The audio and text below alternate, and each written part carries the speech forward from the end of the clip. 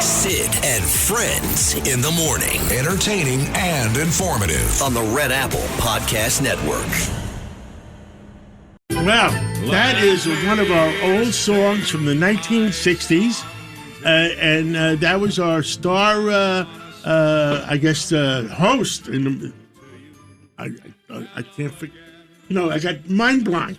It happens to us all. Herb Oscar Anderson. Oh, wow. Herb Oscar Anderson was one of our greatest hosts for WABC back in the 60s, maybe the early 70s. But I used to love that song. It made you good to get up in the morning.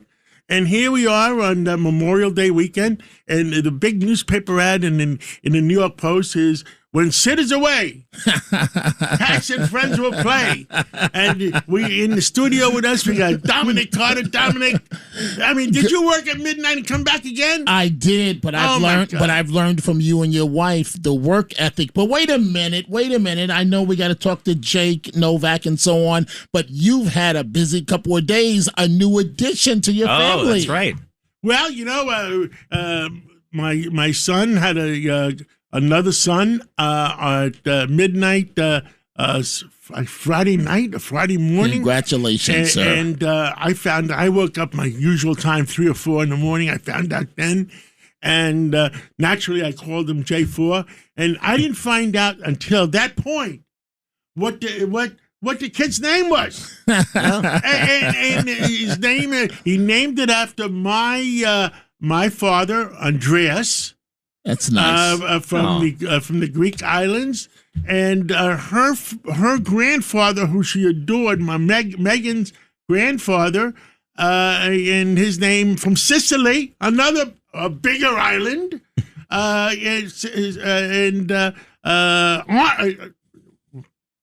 Angelo. So he's, I guess, half Greek, half Sicilian. Is that a good combination? I don't know. Sounds good to me. I don't know. It encompasses most of my favorite restaurants. So the problem is, we had a big problem over the weekend. A big problem. First of all, me and Margot had to take care of J3 because J3 felt abandoned. Aww. He was by himself at home. How old is J3 now? J3 is 14 months old. He was so sad because his mother and father were gone from Thursday night. So Thursday, Friday, Saturday. So we took over on Saturday. I was in the Hamptons, and I came back Saturday afternoon to start taking care of things along with Margot. And we perked him up. He just felt sad. I guess when you're used to being with your mother and father 24/7. Correct. You get sad. And then the big thing. I call him J4 naturally, the new baby. But with Andreas Angelo, what do you call him? Double A? Ooh, I like that. I don't know. And then they don't want me to call him J4. And so I'm going to tell you a thing. I'm going to tell you one important thing that I had tears in my eyes. Babies, grandkids, there's such a thing as cell memory. Cell memory is what does your great-grandfather, your forefathers pass on to you. Wow. And because they pass on something. Because that's the way our Creator created us. So Friday night after the show, me and Margot go to the hospital, and I'm holding him in my hands, and his eyes are closed. He's been sleeping all day. He was, I got there 7 o'clock after the show, and at 7 o'clock he was, 15 hours old. Wow. And his eyes were closed, and his hands were all wrapped up. And, I used to call my son, John Jr., a Greek traditional name. It's the other name of John. He's called Yanni. And we used to, but John Jr. gave up his name to J3 and calls him Yanni. So I got this little munchkin in my arms. 15 hours old. 15 hours old, and he's sleeping, and his eyes are closed. He hasn't opened his eyes, according to his mother and father. And I say the words, Yanni, Yanni. He opens up his eyes, takes his arms and spreads them out. That he understood, or that those words had meaning to him. And wow. I had tears in my eyes. And I certify that I think there is some such thing, that cell memory, where some of the things are passed on. So we still need a nickname for him. Wait, Mr. Catsimatidis, yes. and Jake, help me out here. So this, you're saying this goes back for your grandfather, you believe, Yanni? No, it goes back. My father called me Yanni. Okay. I called my son John Jr. Yanni, and we called J3 Yanni. Okay.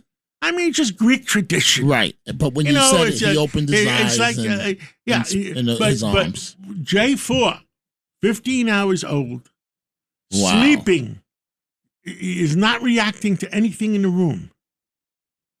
And I whispered in nice words to him, Yanni. So wait, Jake. So Mr. Catsimatidis, did you feel a special bond with the baby? Feel it. I mean, immediately. And do you think he felt it immediately with Grandpa? I felt it, that there was a mental, there is such a thing as mental. We don't understand the brain. Our creators, we don't understand it. And I think we are still developing further and further and further. And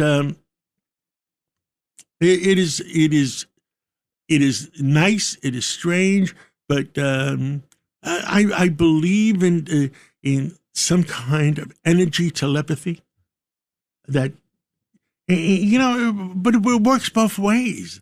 I also believe in by the way, Jake Novak, you're here since 5 o'clock in the morning doing the news. And Dominic, you were here at midnight last night, 11 o'clock to 1. And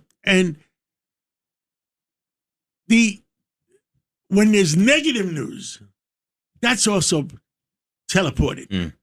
That all the people out there that a lot of people hate, I've seen this happen. Bad things happen to them. In other words, if you are an SOB and you are a hated person, a lot of bad things happen to you.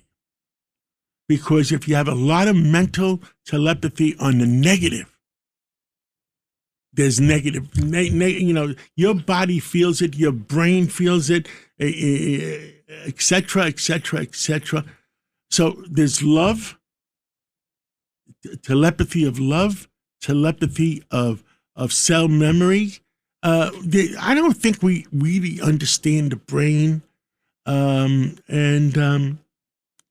I guess in medicine right now, my belief, medicine, and maybe we'll get Dr. Mihalos or Dr. Siegel on later on. It's moving at warp speed. And the bad thing about that is I've seen it. How many friends have we lost in the last... a lot, too many. Last 30, 40 days. Ernie Anastas, 82 years old. He looked like he was 62. Sure did. Captain Mammoth, who had a podcast, and he was a good guy. He was in great shape until he's about 87, 88, and when he turned 88, he started going downhill. So it looks like our Creator has a death gene that pick a number, 90 years old, give or take 5 years. That at 90, give or take 5 years, you start to fall off the cliff. So what can we do? I hope they find that death gene before I get to be 90. You know what?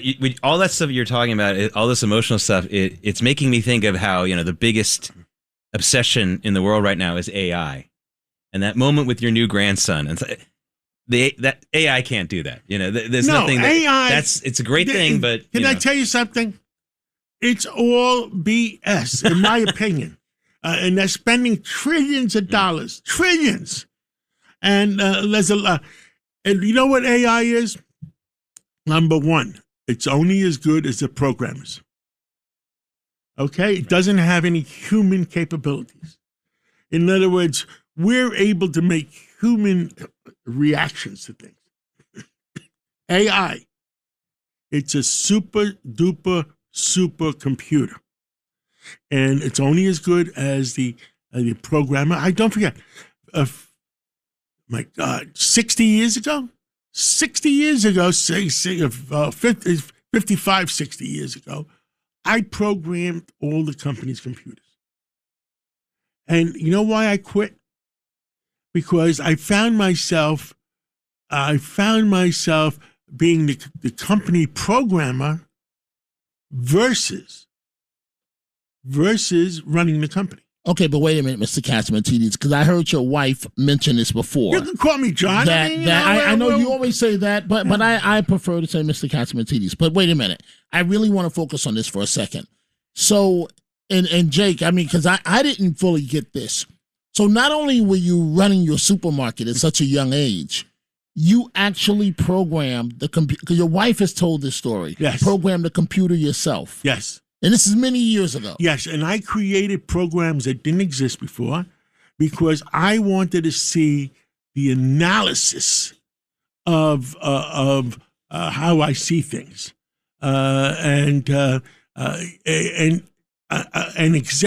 normal executive cannot say that to a computer programmer to create programs. It takes somebody that's running the company and wanting to know the results the way we want to know it. Okay, but Mr. Catsimatidis, and I agree with that because you got to have the information. You have the inside. But how does one say that, here we are on this Memorial Day, John Catsimatidis, Jake Novak, myself, Dominic Carter. How does one say, I'm going to program the computer? Like, what's the first step? I'm just curious. How does that work? Well, first, you have the simple things, and I'm doing that right now, demanding better programs from, I took over as CEO of the Ferry Hawks in Staten Island, and I'm demanding better reports to understand what is happening. How can we get more people in the seats? How we can get, in how we analyze the salespeople. How do we analyze all the employees? Who's doing the work? Who should get the bonuses? And who's not doing the work? But getting back to 60 years ago, were you working with an IBM mainframe, but these were the little cards? No, is this Hidden Figures 2 starring John Catsimatidis? No, I hated IBM with those little cards. Okay, you hated those. So the computers that came out at that time was a MAI Basic 4. Which was you create a program, and the program, those little cards, instead of being cards, it's line items in a program computer. And who made that? Who made the MAI? MAI Basic 4. I forget. Was it HP? No.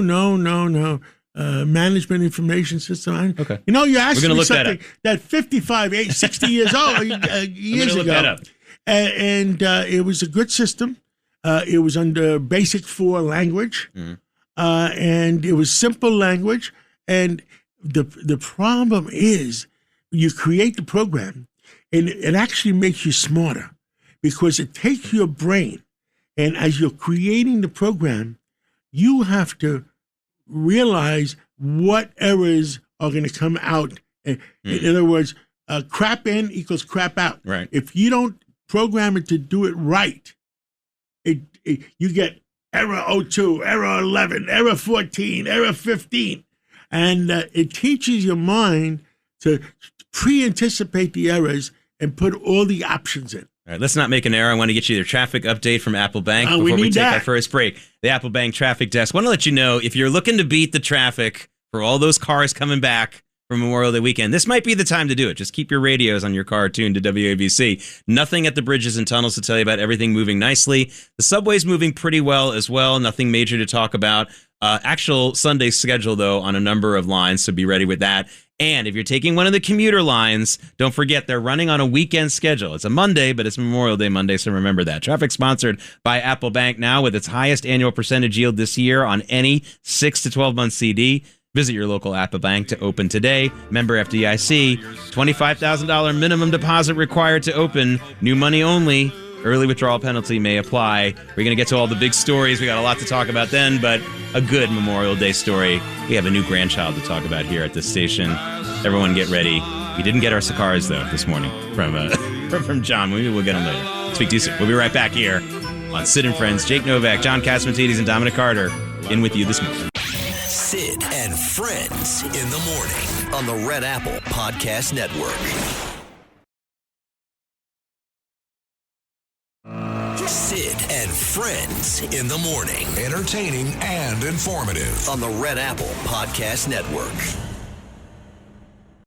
So wait, before we get to the topic, going back to Brooklyn Tech, I know you're very involved in the activities with the school and so on. And when you say Brooklyn Tech, I think of the Bronx and Mom Donnie going to Bronx High School of Science. That's the only thing we had a big fight over. Really? I said to him, Brooklyn Tech is better than Bronx Science. Mandami says back to me, he says, well, John, we may agree on other stuff, but we'll never agree on that. Well, I thought Stuyvesant was number one, no?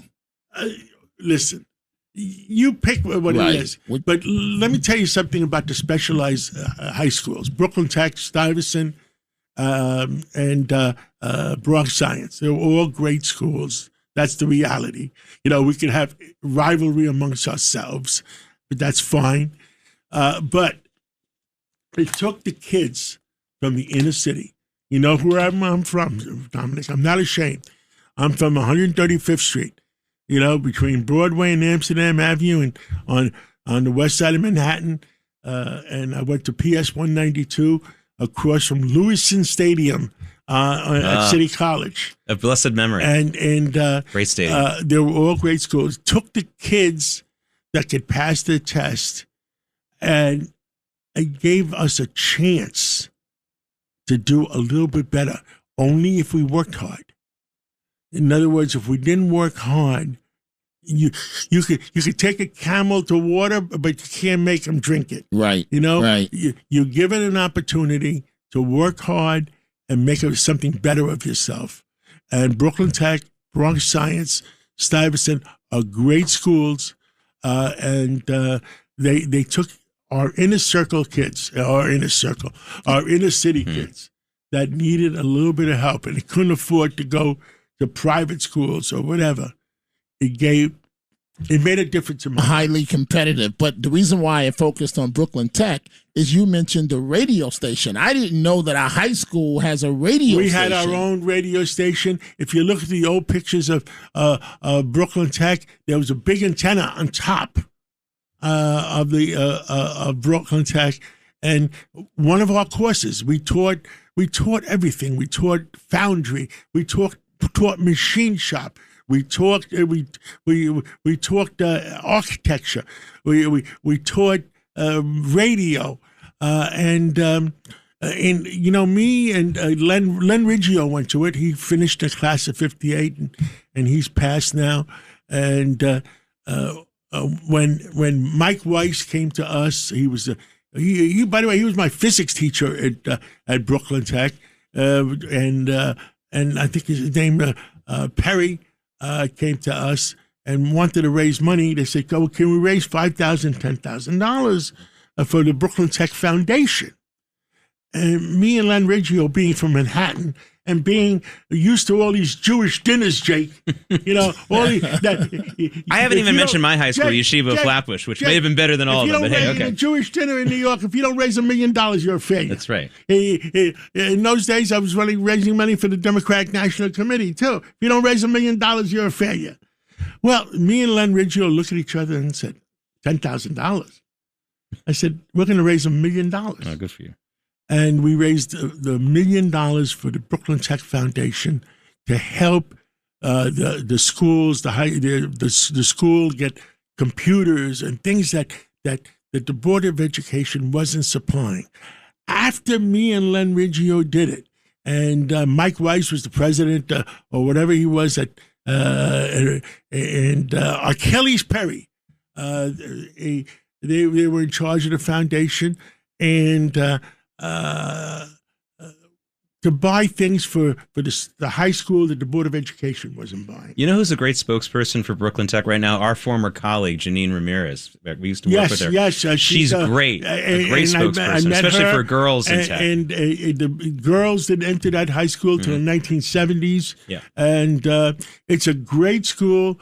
And the foundation, you ready for this? Is up to almost $20 million. Wow. Yes. For Brooklyn Tech High School. And after we did it, Bronx Science did it. I don't know how much they're up to. Ann Stuyvesant did it. In other words, the kids that went to Bronx Science, Stuyvesant, Brooklyn Tech respected the fact that they had nothing, and when they finished those schools, they became something better. John Catsimatidis, you're hitting a very raw nerve for me because I love when I hear people raising money for schools, especially at that lower level. Forget about universities, high schools and lower. You talked about Jewish charities. If I have to hear, I mean, the amount of money that's raised for, look, it's important to understand the Holocaust and things like that. But if we only raised as much money in my community for Jewish high schools and lower schools as we do for these other projects, it's just so good for you. I spoke at Yeshiva High School about a month ago. Excellent. And that's the school you went to, Jake? I went to Yeshiva Flatbush on Avenue J in Midwood. It's called Yeshiva Flatbush. Just steps away from Midwood High School, which was a competitor to Brooklyn Tech.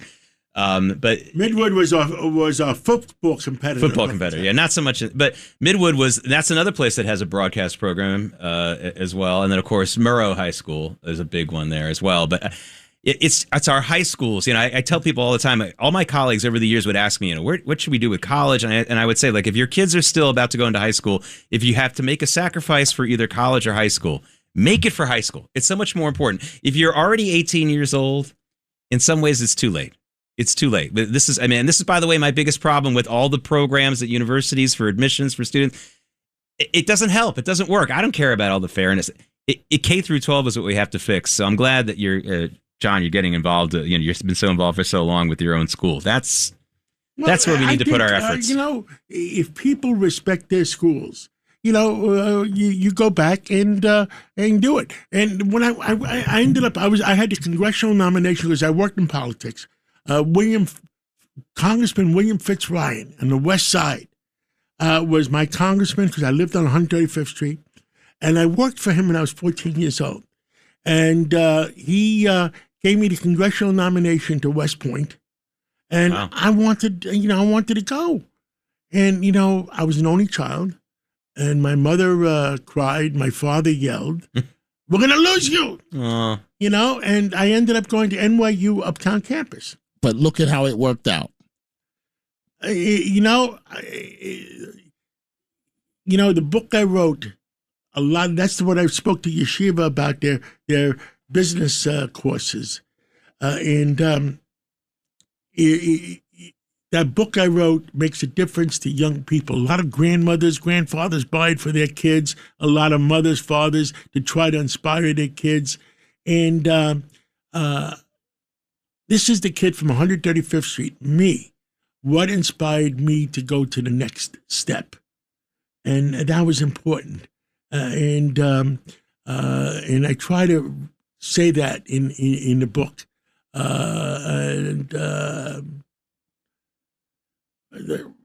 I'm just watching. Is President Trump laying the wreath right now? No, that won't be until noon. I talked about all the pomp and circumstances. It starts at Arlington National Cemetery about 10 a.m. That's when the Army band's called Pershing, named after John Blackjack Pershing. They start all of those ceremonies. But at noon, the president will lay the wreath. And by the way, we talk about American traditions. We're a very secular country, especially the way we run our government. We don't have an official religion. We don't have an official clergyman. But this ceremony that we do every year at Arlington National Cemetery is just amazing. And the idea that we have a tomb of the unknowns, These are remains, and so far it's all men at this point, but remains of men who have died in every one of our conflicts who are not identified. They didn't have DNA testing back there. The fact that we have that, and by the way, forget about just Memorial Day. If you've ever been to the Tomb of the Unknowns, it's patrolled 24/7 by a U.S. service member, men and women marching around it. And when you go there, you're supposed to be quiet. You don't laugh and make jokes. You show some respect. But today is, of course, a very special day when the president always does this. So that'll be about 12:15 today. It's Memorial Day, and we're going to talk about it today. It is a special day where we think about our the people that worked and fought in our wars to make sure that we have a safe country. And now we are being challenged, and the three of us will talk about it again. Absolutely. Our country is being challenged, and I'm very, I was a Bill Clinton Democrat, and I still admire him. I'm going to his birthday party, I think, the week after. We're being challenged. I believe there's wars in many, many ways. There's a war with people looking to subvert our country, change our ways of life. There's a war with education, trying to change the education that our kids get. There's so many wars out there, and the American people have to realize there's a war with drugs. Absolutely. Drugs, alcohol, and the amount of our leaders, our congresspeople, our congressmen and our congresswomen. There is, look, who was the senator, the woman senator that had her driver was a double agent? Dianne Feinstein. Dianne Feinstein, for 20 years. Everything she said in the car, China knew 5 minutes later. Well, Mr. Catsimatidis, is one of the reasons why we get upset, and one of the reasons why I'm upset. You're right. War's on a number front. I listen to you at midnight every night, and your emotions come out. They do, and the reason why they do. Here's one example, and I know coming up soon we're going to talk to Todd Shapiro about what's happening in the Hamptons. Well, Todd Shapiro is going to go on at 6:45. Tell us Did the Hamptons get rained out this weekend? Well, like everything else, I'm sure it did, right?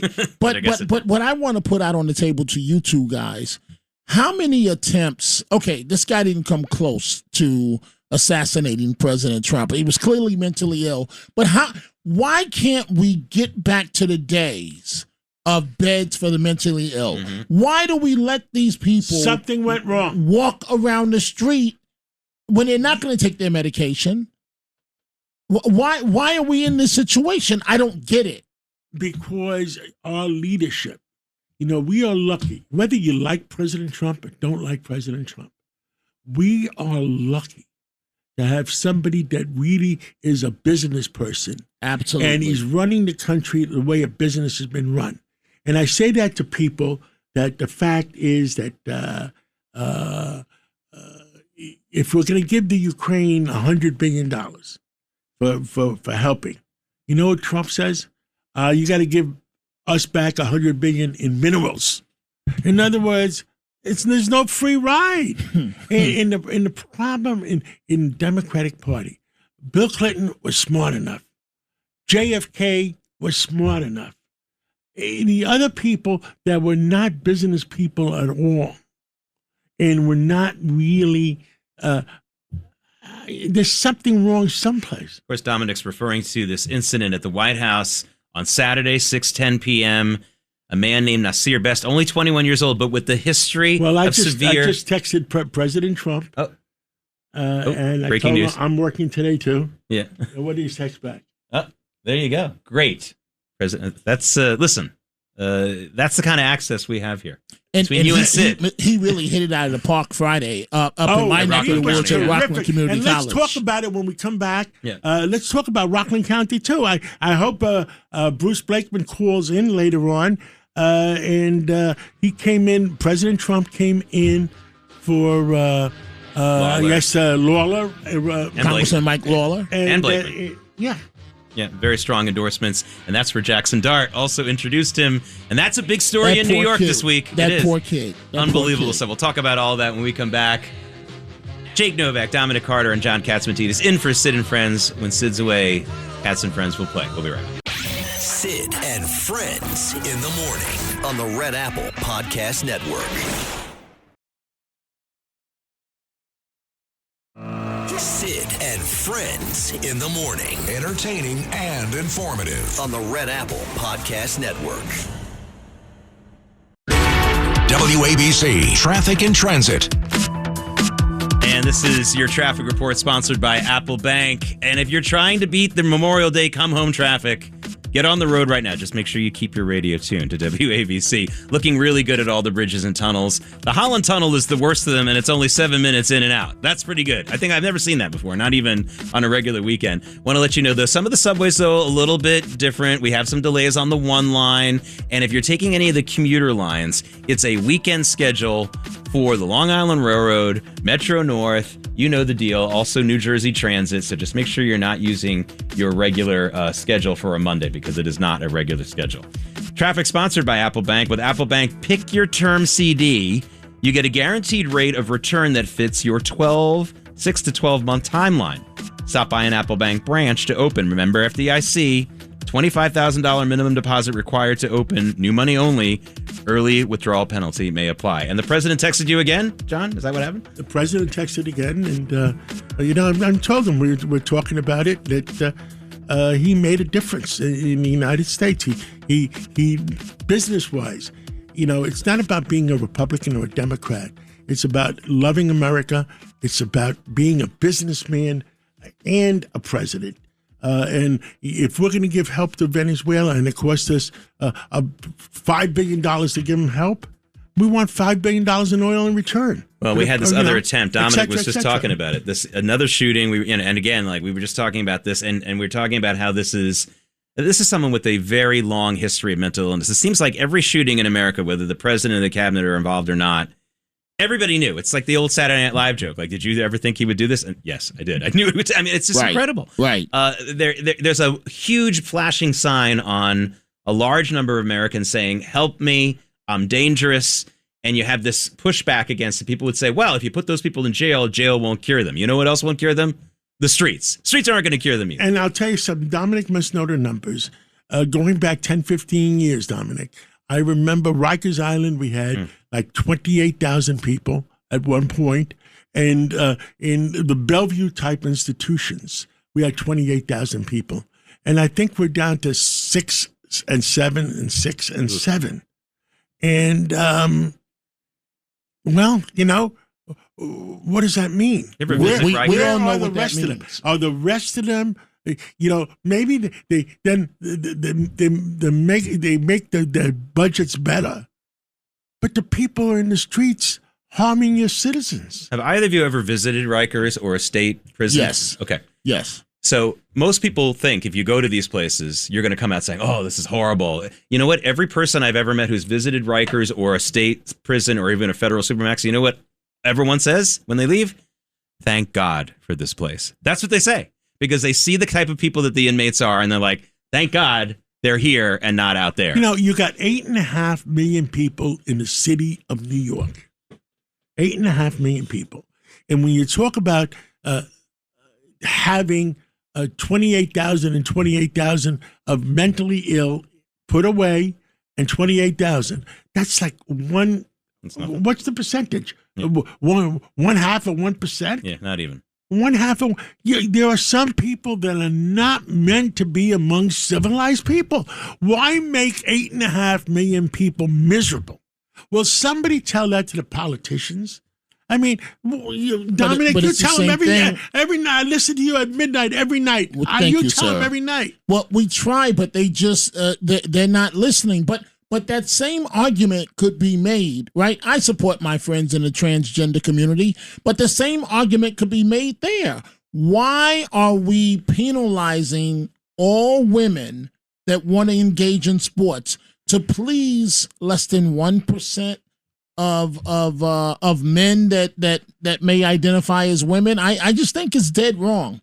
And with this situation with the shooter, the other item that makes me angry to put men in women's bathrooms.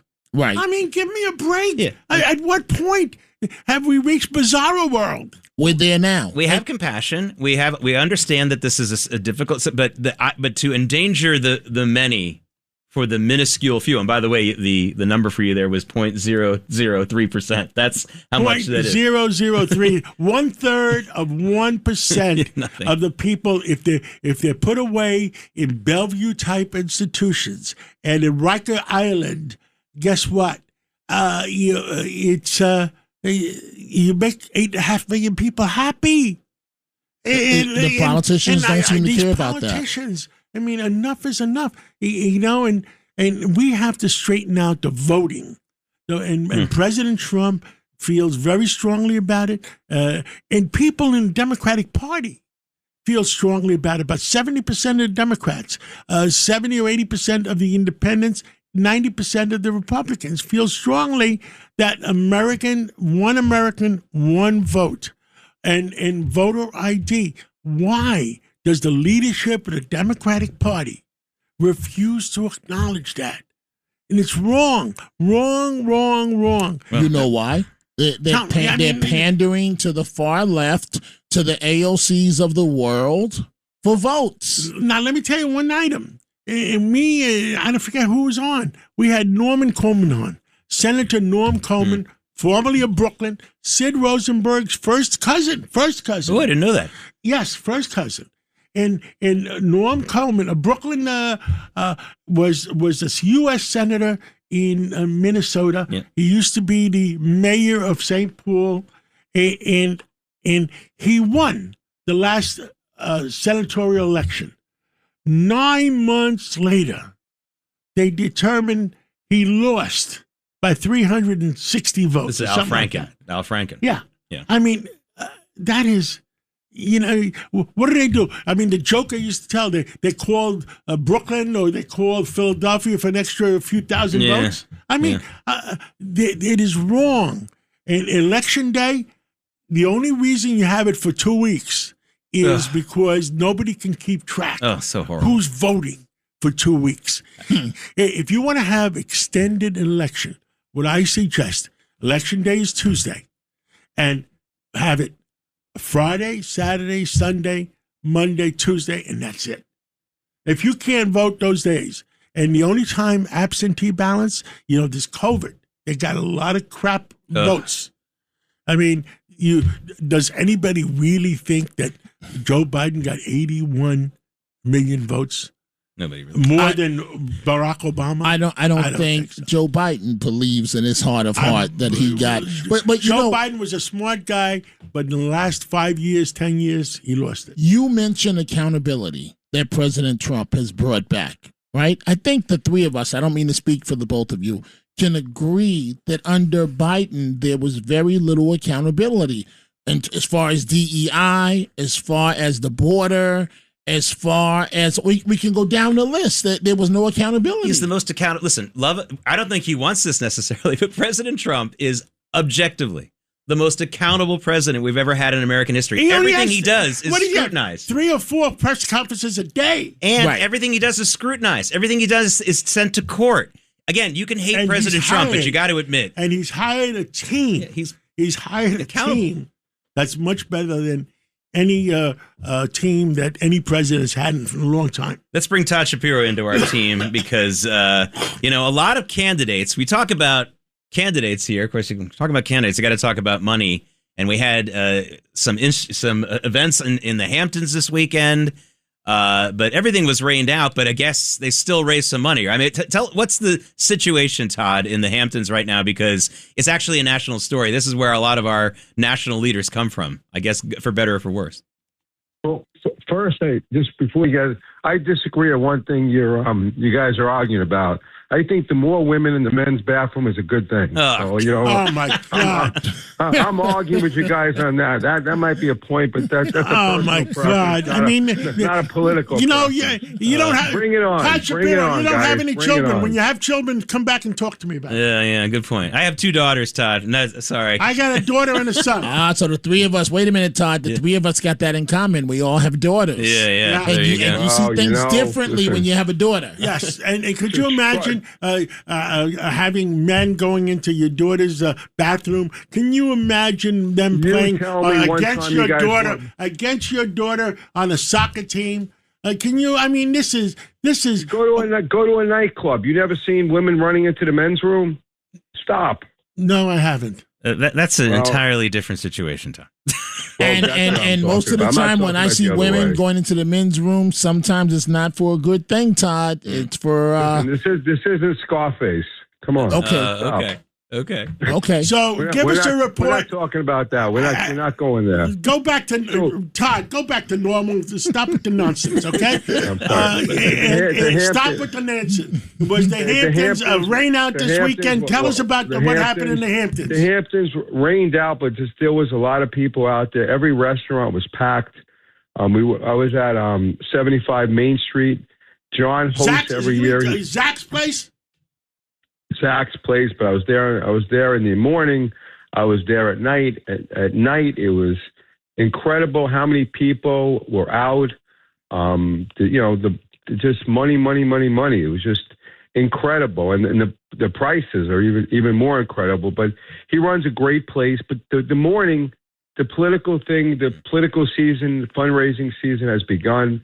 Bruce Blakeman was John's guest. John is the chairman of we have a breakfast every week, and the New York Post carried it and made a big deal out of it. But this is for Father Alex and myself. We host a breakfast for all friends, Jews, Greeks, Irish, Italians, everybody.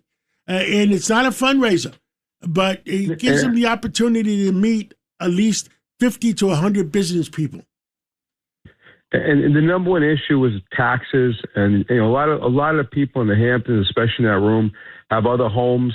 And I think with the present governor trying to present where there be a tax, and it's coming from, I guess, the city pushing in, the city mayor pushing in his agenda and making the governor a little more, a little less, a little weaker to take on his agenda out in the state, which makes taxes a tough issue for everybody. And I think a lot of those people, most of those people, 99.9% of those people have a second home. And you can't buy a home in the Hamptons. You can't have a piece of grass without spending $1 million. So everyone's going to be affected by it. And I think Bruce Blakeman is getting traction. I think Hogle is still very popular in the state, but you're getting Bruce is definitely, breaking barriers down.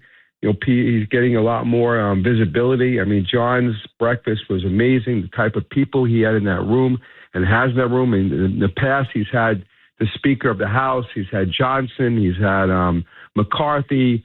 The governor, is coming, I think, in August. John has her coming in. So it's bipartisan. But, you really learn the issues firsthand from the people of what's really going on. I think people, as John has always says, they're really angry out there, and they're seeing a lot of problems. I think the price of gas is going to affect a lot of people being more local. They're not going to be going to Europe as much as they are because plane prices have gone up. So you're seeing a lot more people staying local. And even in the rain, on a rainy night, you would think, a restaurant would be empty. It was wall to wall. It was crazy. And, I think that's happening. Hey, Todd, it's Dominic. I'm a big fan of yours. You mentioned that Bruce Blakeman, the Nassau County executive, is getting traction.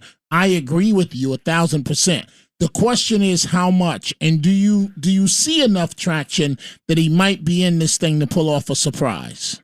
So let me explain something to you. And Eric Adams, whether you like him, hate him, it doesn't matter. It doesn't matter now. But the bottom line is, he said something that made a lot of sense. He said years ago, people would only vote on Social Security. Today, they're voting on social media. you don't see, no one's knocking on your doors anymore. If you're knocking on someone's door, you probably throw them out, just like the bathroom, I guess. But the fact of the matter is, you're seeing everything is on social media. You're not reading local papers anymore. You're on Facebook. The average age of Facebook is 60 and over. The average age of Instagram is in their 40s. Every senior citizen is on Facebook. Everything going on. And the reason, the mayor got elected was a younger voting base. But it's all happening on social media. And older people are on social media. So Bruce Blakeman and the president of the United States, Trump, made his mark on social media. And it had a huge, huge impact. And I think you're seeing that traction there. If you go look at Bruce Blakeman's social media pages, look at Madami's, look at his social media. That's the reason he won the election. It wasn't knocking on doors. The 50% that we would vote for, that we know, those people, they were not affected the same way it was affected on the computer or your cell phone. Todd, we just have about 20 seconds, but maybe I'd like to get your thoughts really quickly on this. New York hasn't had a Jewish governor since Herbert Lehman, and he was out of office in the 40s. Bruce Blakeman, can he get some of these traditional Democrat voters to maybe switch and vote for him this time based on all this anti-Semitism? Do you think that might be a winning message among others for him, in addition to the taxes and things like that? I think, Judaism, anti-Semitism becoming a very strong issue. I think a Jewish governor, just like if you could have a Muslim mayor, you could have a Jewish governor, probably even stronger. I think the suburbs are going to speak out a lot stronger. I don't think they don't want socialism in the state. I think it might resonate amongst young people, but it may not be picked up that way. And I think, voices like WABC, which John has brought forth and changed, you're getting a lot of backlash, a lot of people coming out, and they're speaking hard. And Dominic, I'm a bigger fan of yours. I think you're terrific. I think you're one of the best things on radio. Thank you, man. Really appreciate it. All right, 6:58 here in the morning here in New York City. It's Jake Novak, John Catsimatidis, and Dominic Carter in for Sid and Friends. When we come back, former Congressman Peter King will be joining us. Stay with us on this Memorial Day Monday. Sid and Friends in the morning on the Red Apple Podcast Network. Sid and Friends in the morning. Entertaining and informative. On the Red Apple Podcast Network. WABC Traffic and Transit. Coming up on 7:11 a.m., time for the Apple Bank Traffic Desk Report. Again, right now on the roads, that Memorial Day, end of Memorial Day traffic hasn't started yet. Looking at great crossing times at all the major bridges and tunnels. Again, the big reminder, the commuter service, the commuter rail lines, all on that weekend service. Even though it's a Monday because it's Memorial Day, so make sure you see that. And the MTA, the subways specifically, a lot of them also on a Sunday schedule, so you're not going to see as many trains, especially on the 2, the C, the E, the NQ, and R lines. Traffic sponsored by Apple Bank, now with its highest annual percentage yield this year on any 6 to 12-month CD. Visit your local Apple Bank to open today. Member FDIC, $25,000 minimum deposit required to open. New money only. Early withdrawal penalty may apply. And guys, we've been talking a lot about that. You talked about Apple Bank. Okay, let's talk about that. I go back with Apple Bank. Oh my God, 50 years, 60 years. And I remember I was president of the Boy Scouts in New York City, in Manhattan. And I was doing it for 10 years. And the only way you can become unprecedented is by choosing a successor. And I remember John Alfke, who was one of the top guys in Apple Bank, and to take my place to become president of Manhattan Boy Scouts. And I remember the chairman, CEO of Apple Bank 50 years ago, years ago, that supported everything we did. I forget. I will remember. Atwater, I think. Is there a Boy Scout? But now the question is there now a Boy Scout patch for compounded interest? No, I guess not. But, wow. And I understand we're going to have Peter King come on. He's with us right now. He's with us right Dominic, now. why don't you bring him in? Well, Congressman, so nice to chat with you on this Memorial Day 2026. Jake Novak here, of course, Mr. Catsimatidis, myself, Dominic Carter. How are you doing this morning, Congressman? Dominic, I'm doing fine. I look forward always to talking to you on Tuesday afternoon, but today is an added pleasure. But seriously, today's Memorial Day, and probably no one does more to honor veterans in New York and WABC and John and the entire crew there. And it really is, I think, important in these days that we stand by institutions, and no institution is more important than the military who defend our country in time of war, who keeps the peace. And it just, to me, it's so important that we not forget. I know that people like the barbecues and different events on Memorial Day, but really what it comes down to mostly is honoring those who made the ultimate sacrifice. And also, on a slightly separate issue, if I could, let me give Governor David Paterson tremendous credit for speaking out against the governor and the state legislature and supporting ICE and supporting the rights of county executives like Bruce Blakeman to enter into agreements, cooperation agreements between the police and ICE. And John, you always say, where are the common sense Democrats? Well, there's one right now, what David Paterson has done. He's always been a great guy, but to do it today really takes a lot of guts because his party has gone so far to the left. And he's really taken them on this issue. And again, he's a true Democrat, but more importantly, he's a true American. Well, David Paterson, Governor Paterson, made it to a big article in New York Post based on what he talked about on my show, the Cats Roundtable, yesterday morning. And maybe we'll have Justin, maybe we'll have Governor Paterson call in and see how he feels about things after Peter King.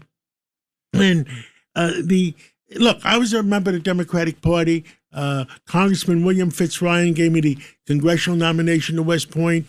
You got, I mean, there was a lot of great Democrats, but the Democratic Socialist Party on their own could only get 2% of the vote. They decided, let's use our money, wherever it's coming from, foreign money, wherever it's coming from, to take over the Democratic Party, and then we have a chance of winning. And the Democratic Party has a lot of soul searching. I even had on Friday, Doug Schoen was on our show.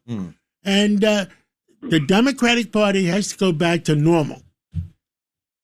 Well, you mentioned Doug Schoen. He's a great guy, and that's why some people just attack Democrats. Listen, my parents are Democrats.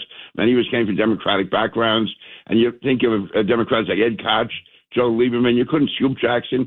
You couldn't find better people than those. But again, right now, this party, the way it is today, has gone so far to the left. So I'm not here to make a big partisan argument, but to say that in times when it appears that at least one party has gone way off the cliff, there are good people like David Paterson out there. Hopefully he can bring it back and we can have really intelligent political debates and not some of the insanity that's going on today. And also, you were talking before to Todd Shapiro about Bruce Blakeman.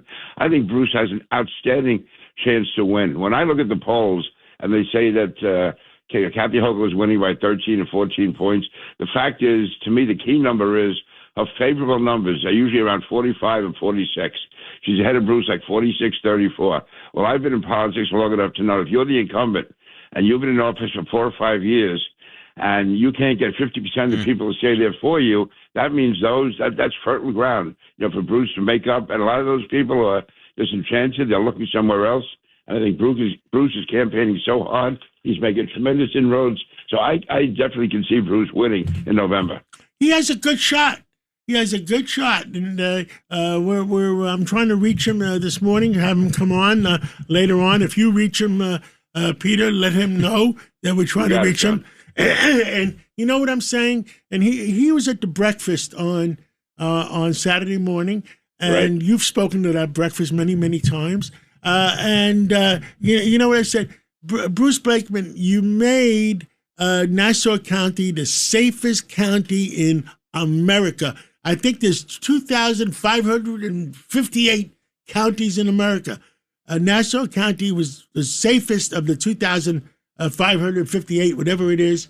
And what would you do with New York?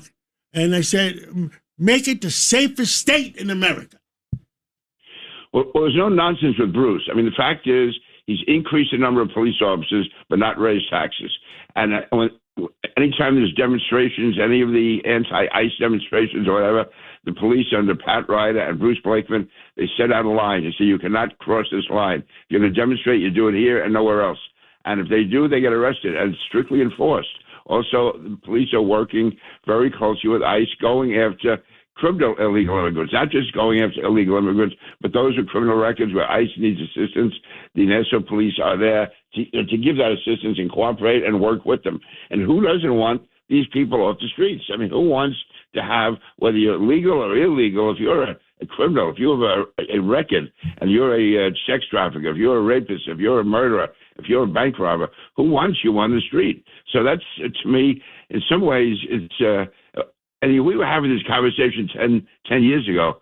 People wouldn't know what we're talking about. These are just issues that have just developed and unfortunately have taken over. It's absolutely insane. I'm still trying to figure out why they want to close Rikers Island and spend $14 billion building jails in your local community in the Bronx, in Queens, and Staten Island put their foot down. I'm not sure about Staten Island, Manhattan, and Chinatown. I mean, I can't figure out. The city doesn't have any money, and they want to spend $14 billion in jails and reduce the jail population that's possible in Rikers Island from 28,000 down to 4,000. What are you going to do, let more criminals on the streets? It makes absolutely no sense. And that's why, John, you were saying before how we have to straighten out the voting. Yeah, we do have to, and that is an issue. But really, we have to get people to understand who they're voting for, and do they understand what they're doing? I mean, Mandami, whether or not every vote was legal or not, the fact is he got a tremendous amount of votes in the last election. And again, how many people really support these policies? I mean, they're hard to find, and yet right now he is the mayor, and I'm not even questioning his integrity or anything else. I think he's very committed to what he believes in. I just think his ideas are dangerous for New York, dangerous for the the people in the neighborhoods, people in the communities, people who want to have the type of peace and tranquility and order that we had when we had Giuliani and Bloomberg as our mayors. I think, if anything, we took it for granted. Things went so well for all those years after really tough years. But once those guys come in and what they did, they turned the whole city around, and you never even thought about walking down the street or taking the subway. That's all changed now.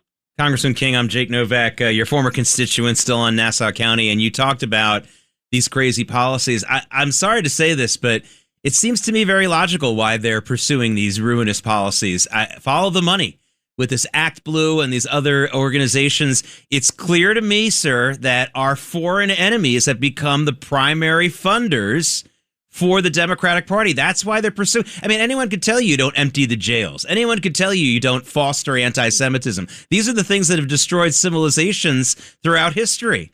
And it's our enemies who want these policies. And suddenly we're finding out that it's foreign-based donors through Act Blue or whatever organization that are donating the money. I'm sorry, I see a straight line. How about you? I don't know if it's a straight line. I know it's an influence. And I think that whatever money they do get, they're able to maximize it because it's used primarily in primaries. And that's really, as far as the Democratic Party is concerned, in fact, both parties, you're lucky if 15% of the people come out to vote in the primary.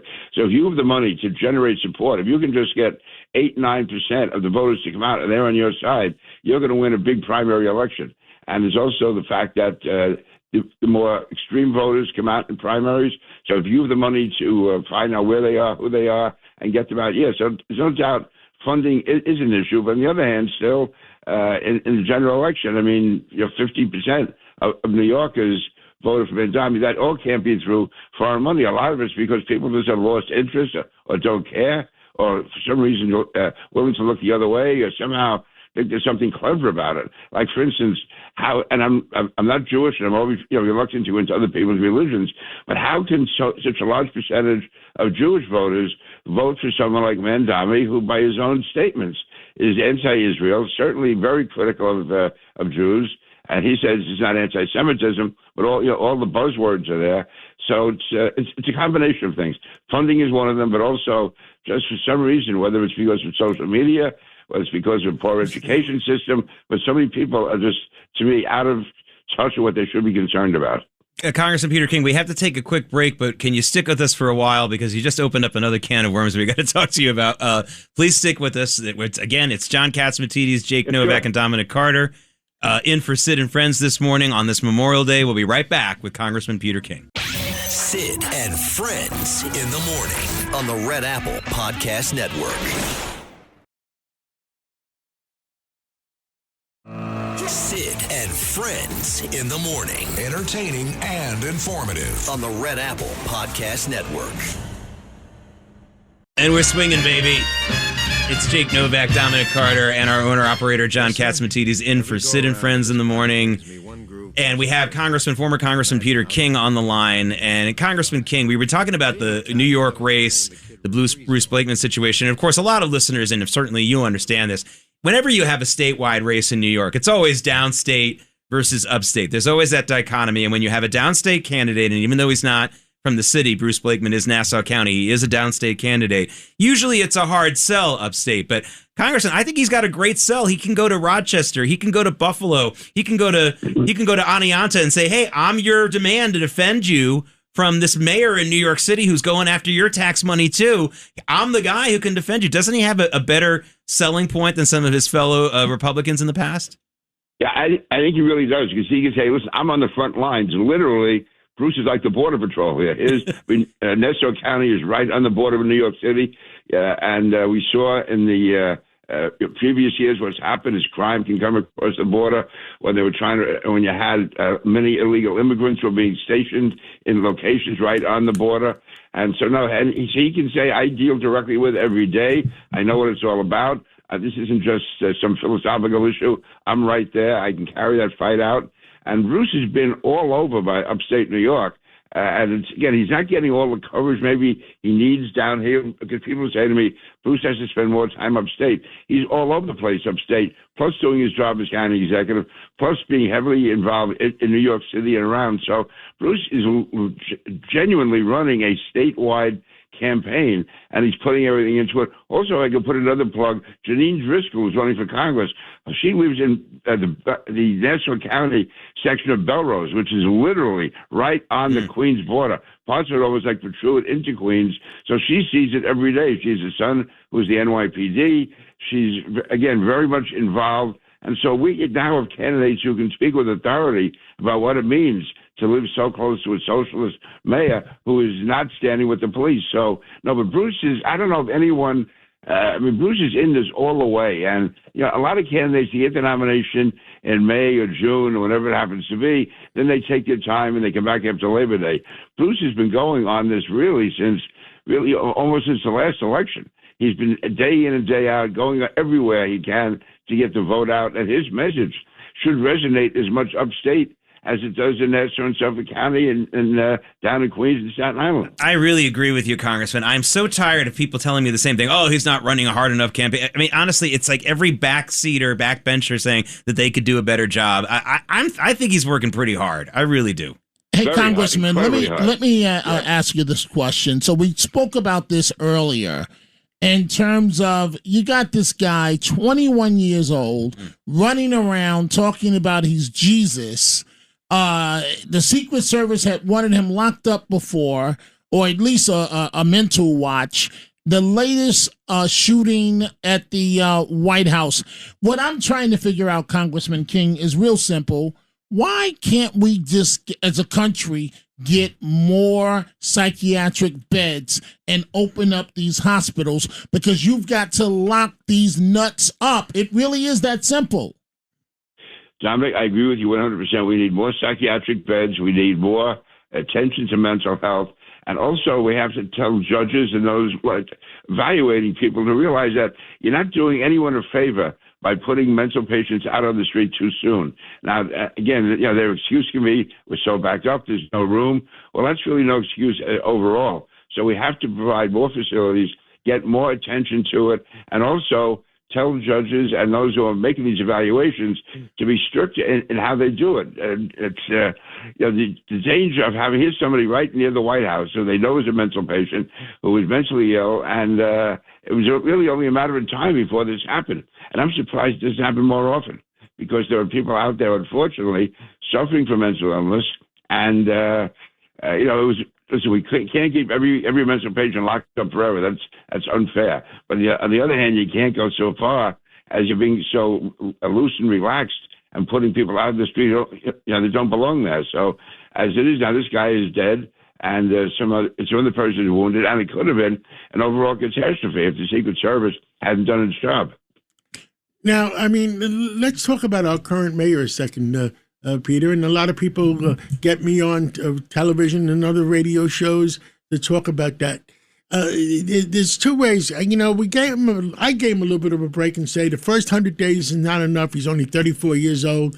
Let's see what happens the first 150 days. But we're going to be coming up on that.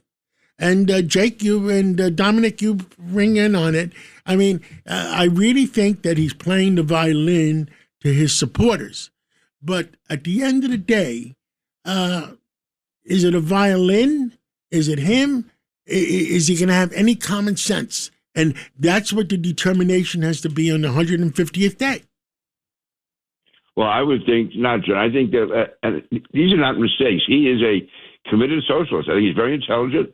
I think he's honest to his ideology, and I think he intends to implement it. He knows what he wants to do, and he's putting people in key positions all around to implement those policies. So far, one strong point definitely, though, has been Jessica Tisch as our police commissioner.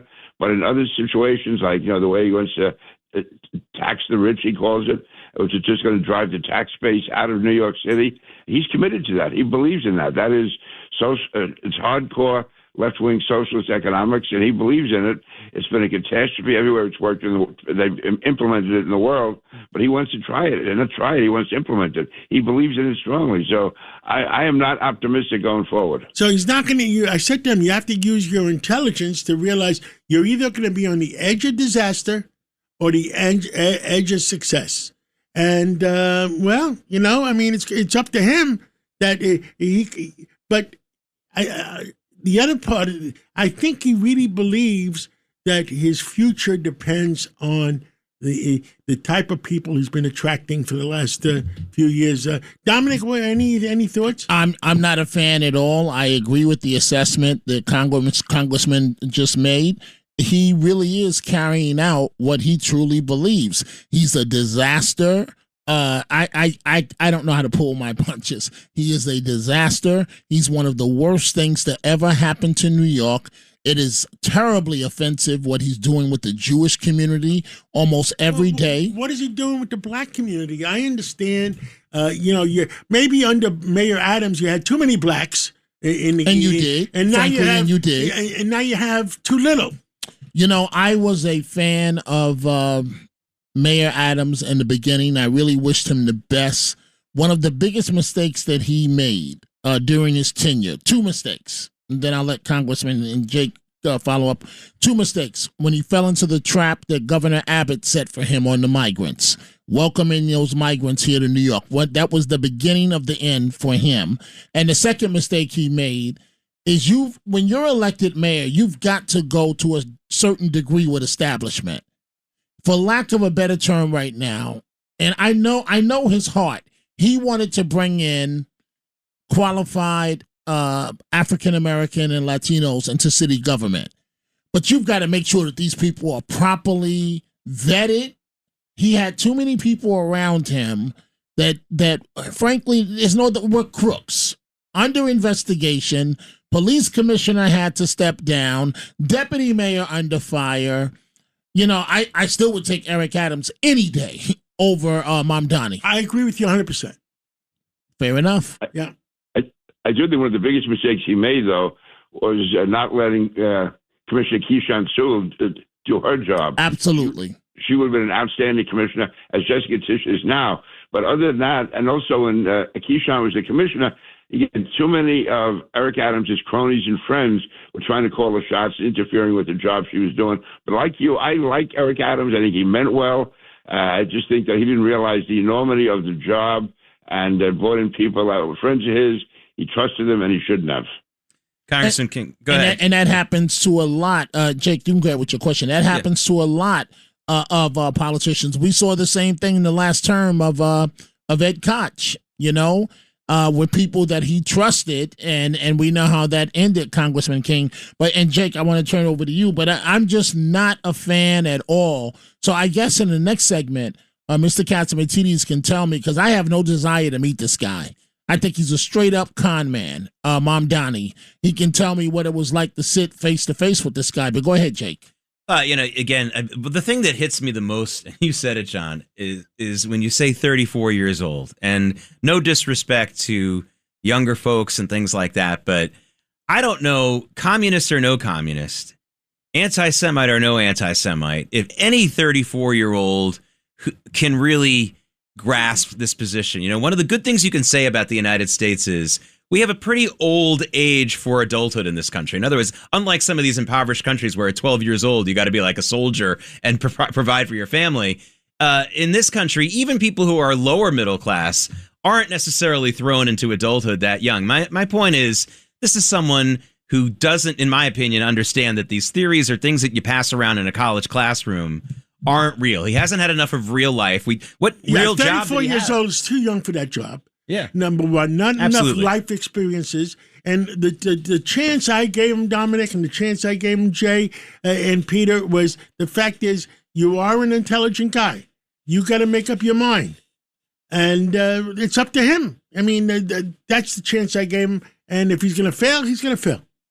I just don't think he has it. He's already turned the business community completely against him. He really pissed off not only the small business community, and maybe we'll have Fernando Mateo talk about that later, and the big business community, the Griffiths, the Ken Griffiths of the world.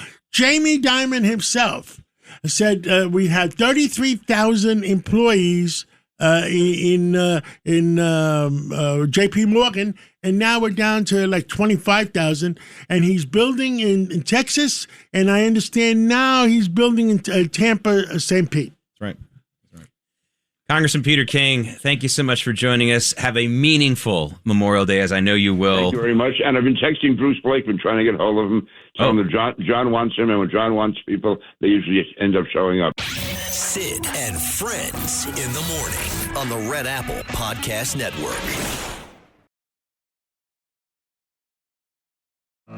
Sid and Friends in the morning. Entertaining and informative. On the Red Apple Podcast Network. WABC. The Staten Island law firm of Angiulia and Gentili chime time is 7:44 for 40 years. Staten Island law firm of Angiulia and Gentili has been helping people just like you. Call 718-816-0005 or visit aglawnyc.com. I'm going to go right into an Apple Bank traffic desk for you right now. And again, the traffic right now on the roads is looking pretty good. I'm still looking at nothing more than a 7-minute cross time for the GW Bridge, Holland Tunnel, all good right now. Of course, usually we'd be at much higher numbers on a regular Monday morning at 7:45 a.m. But it's Memorial Day, and that also means, however, that you do have weekend schedules for your commuter rails. You do have some delays on the subways, on the 2 and the 3 line right now, but it's weekend schedules on the Long Island Railroad, Metro North, and, of course, New Jersey Transit. Traffic is sponsored by Apple Bank, now with its highest annual percentage yield this year on any 6 to 12-month CD. Visit your local Apple Bank to open today. Member FDIC. $25,000 minimum deposit required to open. New money only. Early withdrawal penalty may apply. Folks, we're talking today about a bunch of things. We can't forget, Dominic and John. We got to talk about this Jackson Dart situation. Jackson Dart, the star quarterback for the New York Giants, emerging last year as a rookie, looking very promising in his career. And it's just amazing what he was able to do. And, we've got Governor David Paterson on the line right now, our favorite common sense Democrat. And Governor Paterson, first of all, great to talk to you on a day other than Saturday, although I really enjoy our conversations on the left versus the right every week. But Congressman Paterson, you get a guy who all he did, Jackson Dart, all he did was introduce the president. He didn't say this is the greatest president. He didn't say I voted for him. He did say he was very honored. But then one of his teammates tries to call him out and basically say this S word I thought was not real. This is Abdul Carter, his teammate. Apparently they've made up. I don't know what's going on here. But Congressman Paterson, where are we in America when you can't even introduce the president of the United States without being called horrible names? Well, I couldn't get introduced without being demoted. I was Governor Patterson. Oh, yeah, I made you a congressman. You know what? I just talking about. So you were Governor Patterson, and I know that very well. Sorry about that. But really, the situation is we've gotten to a point in our society where everything is politicized. If there's supposed to be a speaker, the speaker doesn't show up and they get someone else, the person who introduces him is either thought to be a political ally or a foe. And I think it's gotten so bad that you've got this type of, situation where Jackson Dart just did what anyone else would have done. And then a teammate looking for publicity and, attention to himself makes this kind of a situation a feud. And the whole thing never should have happened in the first place. Governor, it's Dominic. Good morning on this Memorial Day, Dominic Carter. And what I'm curious about, I saw your name. You made big headlines yesterday with Mr. Catsimatidis. I'll let him discuss that with you. But I mean, Governor, you're a straight shooter. You've always been a straight shooter. So anybody that identifies with Trump at all, you're telling me the left says is bad, awful, disgusting. All this quarterback said, well, he spoke for maybe, Jake, how long? Less than a minute? Well, most of it was a Giants chant. That's what he did most of the time, go Big Blue. Right. And then for like 15 seconds. That didn't go over well either. No, that didn't. Well, you got some Patriots fans up there. Right. Well, it's right up the block from where I live. Yeah. And so, but Governor, what time is it that these things are so you're telling me that to the left, everything with Trump is bad. This Trump derangement syndrome. What I'm saying is that I wouldn't have any problem with what happened.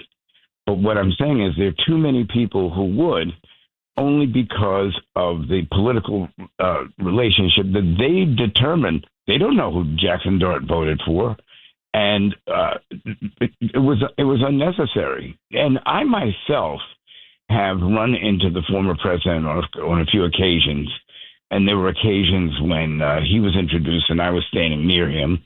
There was one occasion where I was introduced and he patted me on the back. Now, what was I supposed to do? Turn around and punch him because I didn't vote for him?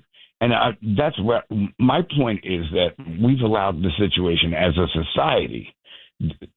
A number of individuals who have allowed this to get to a point where we can't even work together anymore. It's horrible. We can't even work together anymore. I mean, I go back to the days where Tip O'Neill and Ronald Reagan used to, work things out for what's best for America.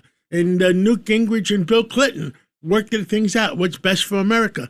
Bill Clinton and Newt Gingrich took the deficit from $5.5 trillion down to $5 trillion. And now it's at $38 trillion.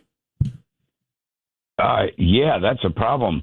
I had the fortune when I was governor to work with the majority leader who lived outside of Albany, Joe Bruno.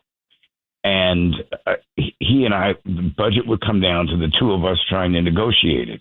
And there were times when we got on each other's nerves because we didn't agree, just like any couple that's trying to work something out. But each time that we did, we were very proud of the fact not only that we could pass the budget close to on time in those days. Now the budget just is barely passing now here almost toward the end of May. And we prided ourselves on the fact that we could do that. And I think that our colleagues who worked for us got along a lot better because you always watch to see what the leaders are doing. And we were working. We were not talking to the media, yelling about who introduced who at what dinner and that kind of thing. This has really gotten out of hand, John. Definitely gotten out of hand. And Dominic, you see it. Jake, you see it. I mean, it's just, the Democratic Party should, the people that have courage in the Democratic Party we have two choices. And David Patterson, you've spoken about it. Doug Schoen has spoken about it. You have two choices: either have the courage to take back the Democratic Party because the Socialist Party is going to try to take you out if you're an elected Democrat, or this or they lose 49 states like they did in 1984. John, this is very serious. I was with former Governor Andrew Cuomo within the last week, and he's concerned about it.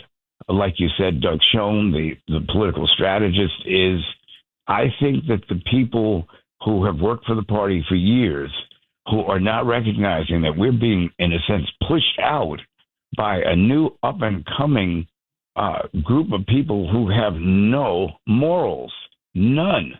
They don't respect anything except their desire to have power. And for some reason, they think that socialism is the answer. And every time socialism has superseded an existing government, they wound up with tyranny.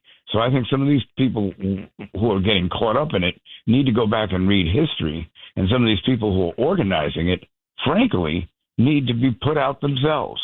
Governor Patterson, you made news yesterday on the Cats Roundtable talking about how it just astounds you that our current governor, Kathy Hochul, would be pushing these policies where she's going to do the same thing that Mikey Sherrill and some other governors have done, advising the law enforcement institutions in the state not to cooperate with federal agents who, again, as you and I have pointed out on our own program many times, have clearly made the priority of going after violent illegal immigrants. They've made that clearly who they've gone after in just about every single case. They're going after violent criminals. Why would a governor not want their state cleared out of those people on the federal dime, nonetheless? And yet she's going to push back on this, and you pushed back on it yesterday.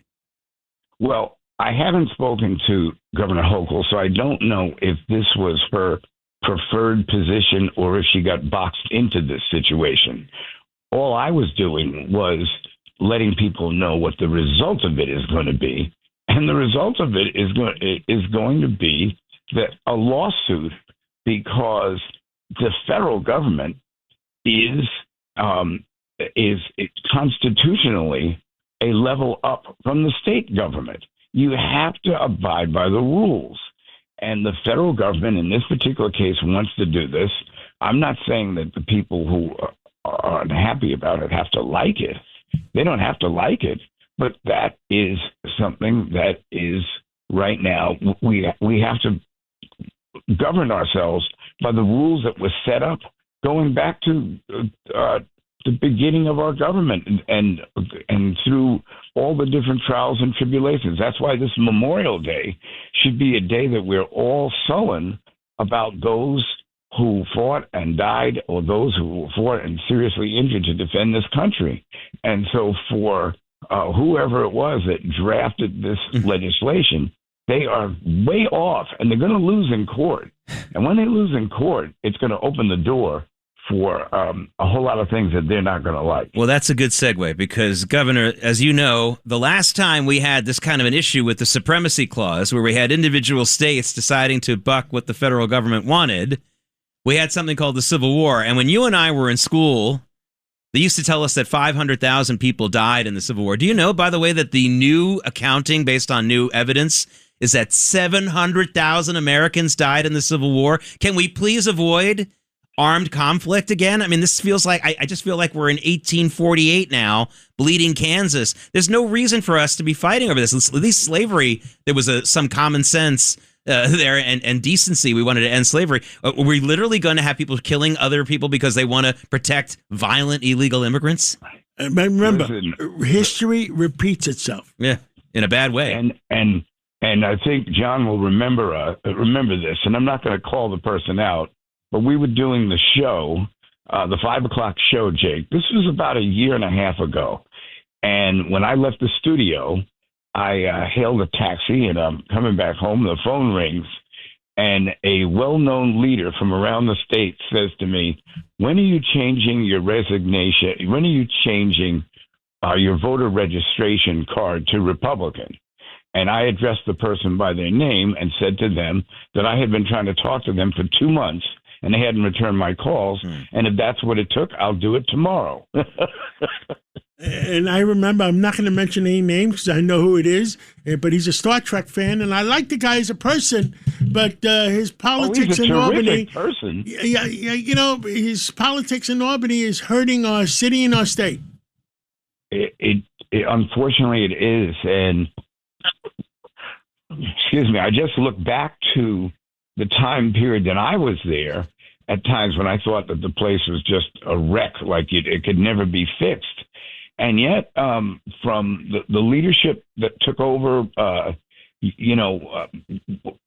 after Sheldon Silver and Bruno and others had been there, really started to work things out. And I think it's actually the issues that are going on in the federal government that are causing the people who are operating the state budget and operating the state services to allow themselves to be politicized.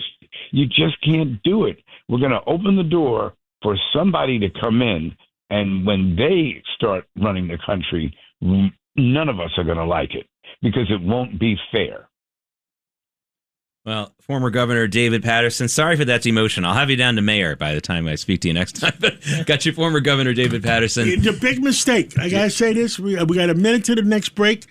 The big mistake that Governor Paterson made, and we're friends for a long time, is when it came time for him to, when Hillary Clinton became Secretary of State, and it came time for him to appoint a new U.S. Senator, he should have appointed himself.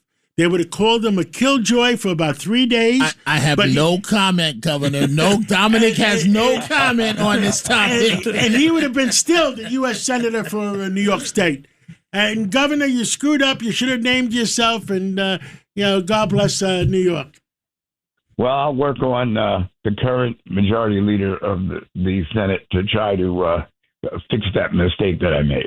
Read a little more Machiavelli, and maybe you'll make the right decision next time. It's kind of an inside joke what I'm saying to the governor, because at one time we didn't see eye to eye, but he's a great man.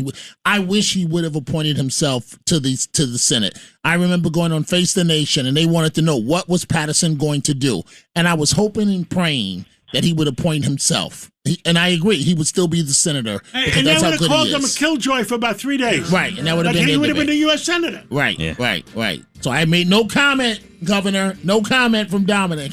All right, we're going to take a break. It's John Catsimatidis, Jake Novak, and Dominic Carter. The Cats are playing while Sid and Friends are away. We'll be right back. A lot of great guests, including Fernando Mateo, in the next hour. Sid and Friends in the morning on the Red Apple Podcast Network. Sid and Friends in the morning. Entertaining and informative. On the Red Apple Podcast Network. That's Frank Sinatra, Fly Me to the Moon. A little bit before my time, but I enjoy it anyway, even though let me tell you, there's some songs that are history. Yeah. And truly, Frank Sinatra has historical songs. And now, why don't we bring in one of our great hosts from the Hispanic community, Fernando Mateo, and talk about the Hispanic community and around the whole country and New York and what the heck is going on? And how are they feeling? And give us the pulse of the situation. Fernando, come on in. Good morning, John. Good morning, Jake. It's a pleasure and an honor to be with you guys. And I just want to start by telling you the following. Hispanics leave and left their countries, not because they wanted to, not because we don't miss being back home, but because there were no opportunities or very few opportunities to succeed. The limitations, the socialism programs, the high taxes, the government controlling everything is why people left their countries. They come to America in flocks, seeking opportunity, seeking, freedom, seeking the American dream that they hear about, because all they do is hear about the American dream, and those that left come back wealthy. Those that left the country come back to their country and build businesses and build houses and create what they were never able to create in the Dominican Republic or in El Salvador and in Honduras and in Colombia and in all these countries.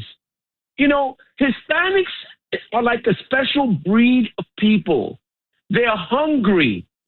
They want to earn. They want to become someone. They want to go back home and show them what America did for them. They didn't come here for handouts. They didn't come here to be poor. They didn't come here for socialism. They came for capitalism. They understand that nothing is for free. But it's like the same old game, the same old Ponzi scheme. Ponzi schemes pop up every day of the year, all over the world, in different places. Why? Because people have a dream being able to become rich overnight. They put their money into a scheme that pays them initially. And then when the money runs out, they cut it and they leave you hanging. Opening up supermarkets where people are going to be getting certain items, because it's only certain items. I think it's a total of 100 items that the mayor wants for people that don't earn over a certain amount of money to be able to buy cheaper. So what do? You create a socialist program. You create something that we ran away from. You create something that's going to harm us, that's going to make us look and feel like beggars. We don't want that. When you can actually sit down with business people and create that same program, but multiplied by 1,000, by 2,000, so that it really becomes effective. So, hey, this isn't about you. It's about the people, Mayor Mondami. It's not about you. Okay, it's about the people. So, Mr. Mateo, it's Dominic Carter. Good morning on this Memorial Day. So, I've been thinking about that. So let's focus on this. Never mind the fact that this didn't work with the supermarkets, I believe, in Kansas City. But let's focus on East Harlem. It's almost offensive in La Marqueta to open these stores when you already have establishing stores, bodegas, supermarkets. What's going to happen to those stores around the area while this one is opening? Well, let me tell you, it's more about the insulting the people of La Marqueta, of El Barrio. It's more about telling them how blatant the lie is. Because the mayor isn't speaking about the people of La Marqueta. He's telling everyone in Manhattan, hey, Manhattan, we're opening up a supermarket for you to come and buy items cheaper. There are over 2-3 million people in Manhattan. How the hell is one supermarket going to make a difference? But aside from that, look at the supermarkets in the area. There are a few. These people have put their blood, sweat, and tears into building their supermarkets. Now the government is going to build a $30 million supermarket when you can actually build about 15 or 20 supermarkets with that amount of money. Wow. Right? And he's going to place them in a place where there are other businesses. Guys, listen, it only makes sense to take $100 million a year that the mayor is claiming he's going to tax the rich in order to make that money, okay? He's going to take it from other programs, okay? And he's going to take $100 million a year, and he's going to put them into 5 stores to serve 8 million people. How stupid could New Yorkers be? How dumb does he think we are? We are not dumb people. We may be poor. We may need affordable items, but we're not dumb. Okay? Take that $100 million, go to 500 supermarkets in New York City, and tell them we're going to give you $100,000 at a time so that you can create affordable items that we will monitor and put them in your stores and make sure people can buy them at a discount. Now you're allowing 8 million people to do that, not 2,000, not 1,000 people, because people that shop in supermarkets usually walk within the square block. Okay, how many people are you really going to affect? You're going to affect, a drop. It's going to be like taking 5 drops when you have a thunderstorm. right? And putting them in a bucket and saying, hey, I have water for everybody now. But you don't have water for everybody. You have 5 drops in the bucket, and that's not going to help anybody, Dominic. You know, it's an insult not only to the business community and to these men and women that have built their business and keep the city alive. Let's move on. We've done that shtick. You half your time you live down in Florida. Give us a report from the Hispanic population in Florida. Where tell us the pulse of the situation. Everybody loves Florida. People that live in Florida, immigrants that go to Florida will never come up to New York. If they've never been here, they don't want to come up to New York. And immigrants from New York that have fled to Florida, like myself, dread wanting to come back to New York. Okay? This is a city that I love. It's a city that I grew up in. But guess what? Florida is so much better. You know, there's very little crime. So wait a minute. Wait. Fernando Mateo dreads coming back to New York? I thought you're Mr. New York. No. Listen, I was Mr. New York until I saw all these radical changes. I see that I can save probably $1 million a year by living outside of New York City. So why live here? When everything that's happening in New York City right now, it's about hurting me. It's not about helping me. It's about hurting me. It's about hurting my business. It's about hurting the entrepreneurs that come here to build something. You go to Florida, man, and it's paradise. It's like living in the Caribbean island, living like in Puerto Rico, Dominican Republic, a southern sunshine country with all of the very little downs. You know, the cost of people make money. The downs, you got the downs, or you got the alligators, and the alligator bit the worker at the Central Park Zoo Sunday. I mean, at the Bronx Zoo Sunday. So you got alligators. That's one down. My friend, listen, you're more liable to get, you'll be robbed 20 times in Central Park before you see an alligator in Florida, okay? At least there are signs warning you, don't walk in here because there are alligators. You walk into Central Park, they don't say, be careful, you may not come out, right? You know, so listen, Florida... How is Congresswoman Salazar doing down there? Is she okay? She's amazing. No, she is not okay, John. Okay is when you're struggling. She's doing amazing. She's doing very well. Why? Because she supports capitalism. And when you support capitalism, you support the hardworking immigrants that come here to work. Okay? You know, you go to Florida, you have just about every community like you do in New York.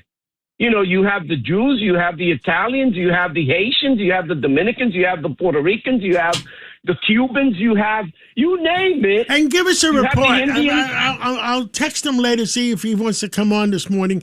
The guy that's running as for governor in Florida. You have a Byron Donalds. Byron Donald? Yeah, I think it's Byron Donalds. Yeah. Yeah, he's a black man that sees opportunity, not only for the state, but he sees opportunity for the people that have moved. And was he endorsed? Was he endorsed by President Trump? I don't know if he's been endorsed by President Trump or not, but he's endorsed by the people. The people like him. The people love him. Yes. And the people want him. He does have President Trump support. Jake the Jake in the news department just checked it. Jake knows everything, guys. That's why I have him on my show all the time. You know, he fills in the blanks, which is great. Jake, one day you and I will have our own show on WABC. Don't worry about it. I'm working on it, pal. Well, that's the entrepreneur in you.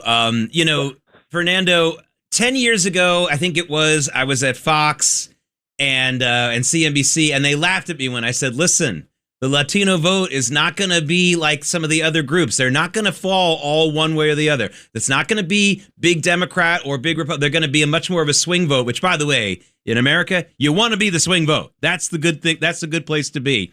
And when they laughed at me about it, I said, no, you can't laugh at me about this because, as you just described, Latinos in this country are very entrepreneurial. Small business is what they're all about. And small business people predominantly vote Republican. So, I just think that people are getting the wrong idea here. Well, Jake, let me tell you, we are the swing vote, but we are the most disrespected community in politics, okay? Because we give it up too quickly. Wait a minute. Mr. Mateo, I want you to finish that. But are you sure about that? Are you sure it's not the black community that is the most disrespected community? By the Democrats. No, not at all. Listen, Zoran Mandami, our mayor, which, by the way, I have nothing against him, and I think I'll like him if I ever meet him. Zoran Mandami has not gone to the Dominican community. He has not gone to the Latino community. He only shows up there when he's going to offer them something for free because he sees us as the people that have come here to look for freebies.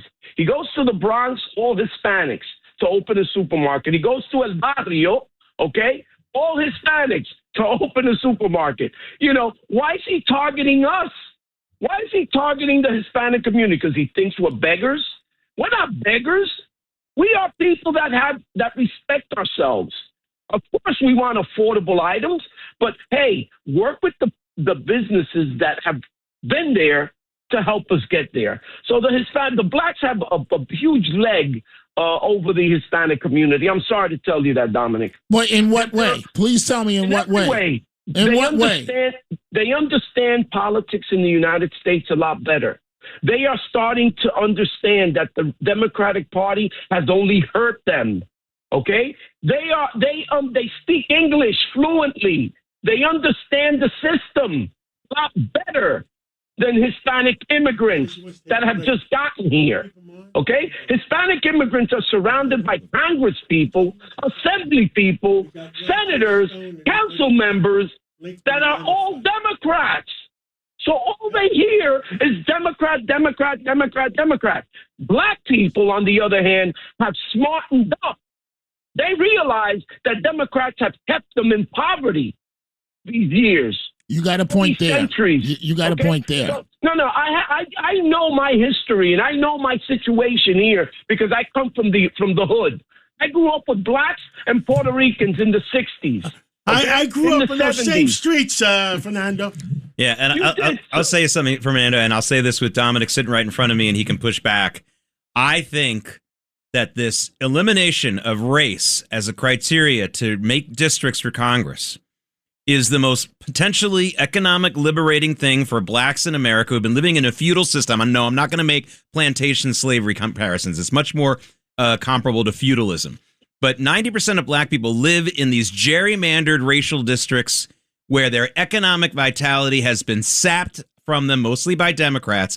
This liberation is, I think, tantamount to either the 64 Civil Rights Act and maybe, and God strike me down if I'm wrong, even the Emancipation Proclamation, because they have been living in a feudal system led by leaders who don't care about their economic prosperity. I don't know if I'd go that far, but what is there to push back on? These districts and race, and I think that's the message, because Fernando Mateo just schooled me, gentlemen.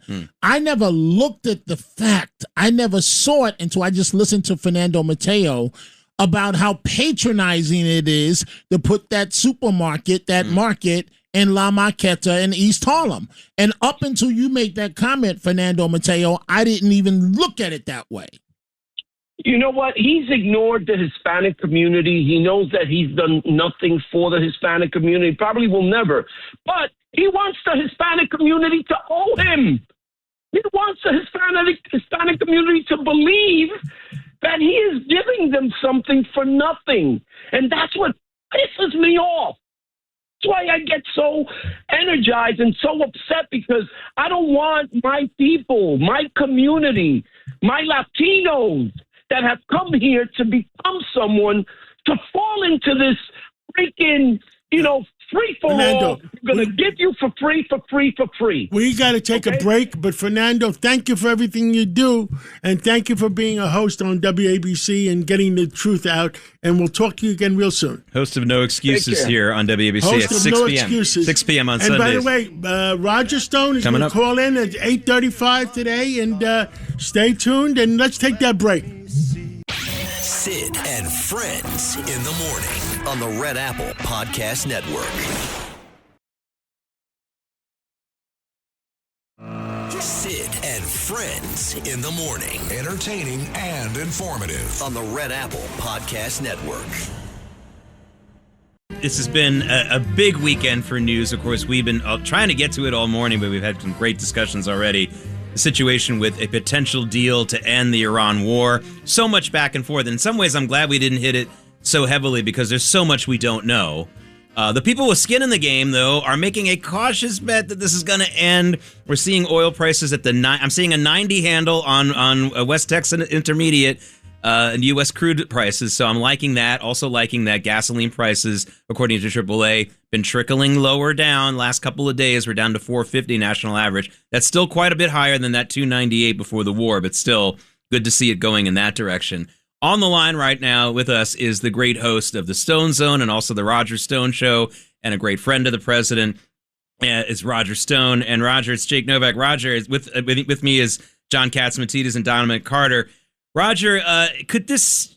The President Trump has really, I think, made it clear who the top dog is here. Whatever happens with this Iran deal, this idea that he's being railroaded one way or the other, it's kind of ludicrous, isn't it? Yeah, if you know Donald Trump as John Catsimatidis has known him for many, many years, he's his own man. Nobody tells him what to do. Nobody suggests what's right for him. He'll always listen to a broad cross-section of advisors, and he'll make his own decision. Now, I supported Midnight Hammer. I think it was the right thing to do at the time based on what we knew. And I supported Epic Fury. I was a little skeptical at first, but he knows a lot more than I do in terms of intelligence. And now I think he thinks the time is right to end this war, and I really pray that he's right, because we were on the trajectory to one of the great boom economies of all time. Housing, food prices, gas prices. John has spoken about that extensively. And we can get back on that track, and we can get back on that track selfishly in return for the midterm elections. But the president has to think it's right and think that everything we've been through is worth it. I put my trust in the president. I've known him 50 years. He is America first. And I trust him. And I think he's working day and night to get this wrapped up.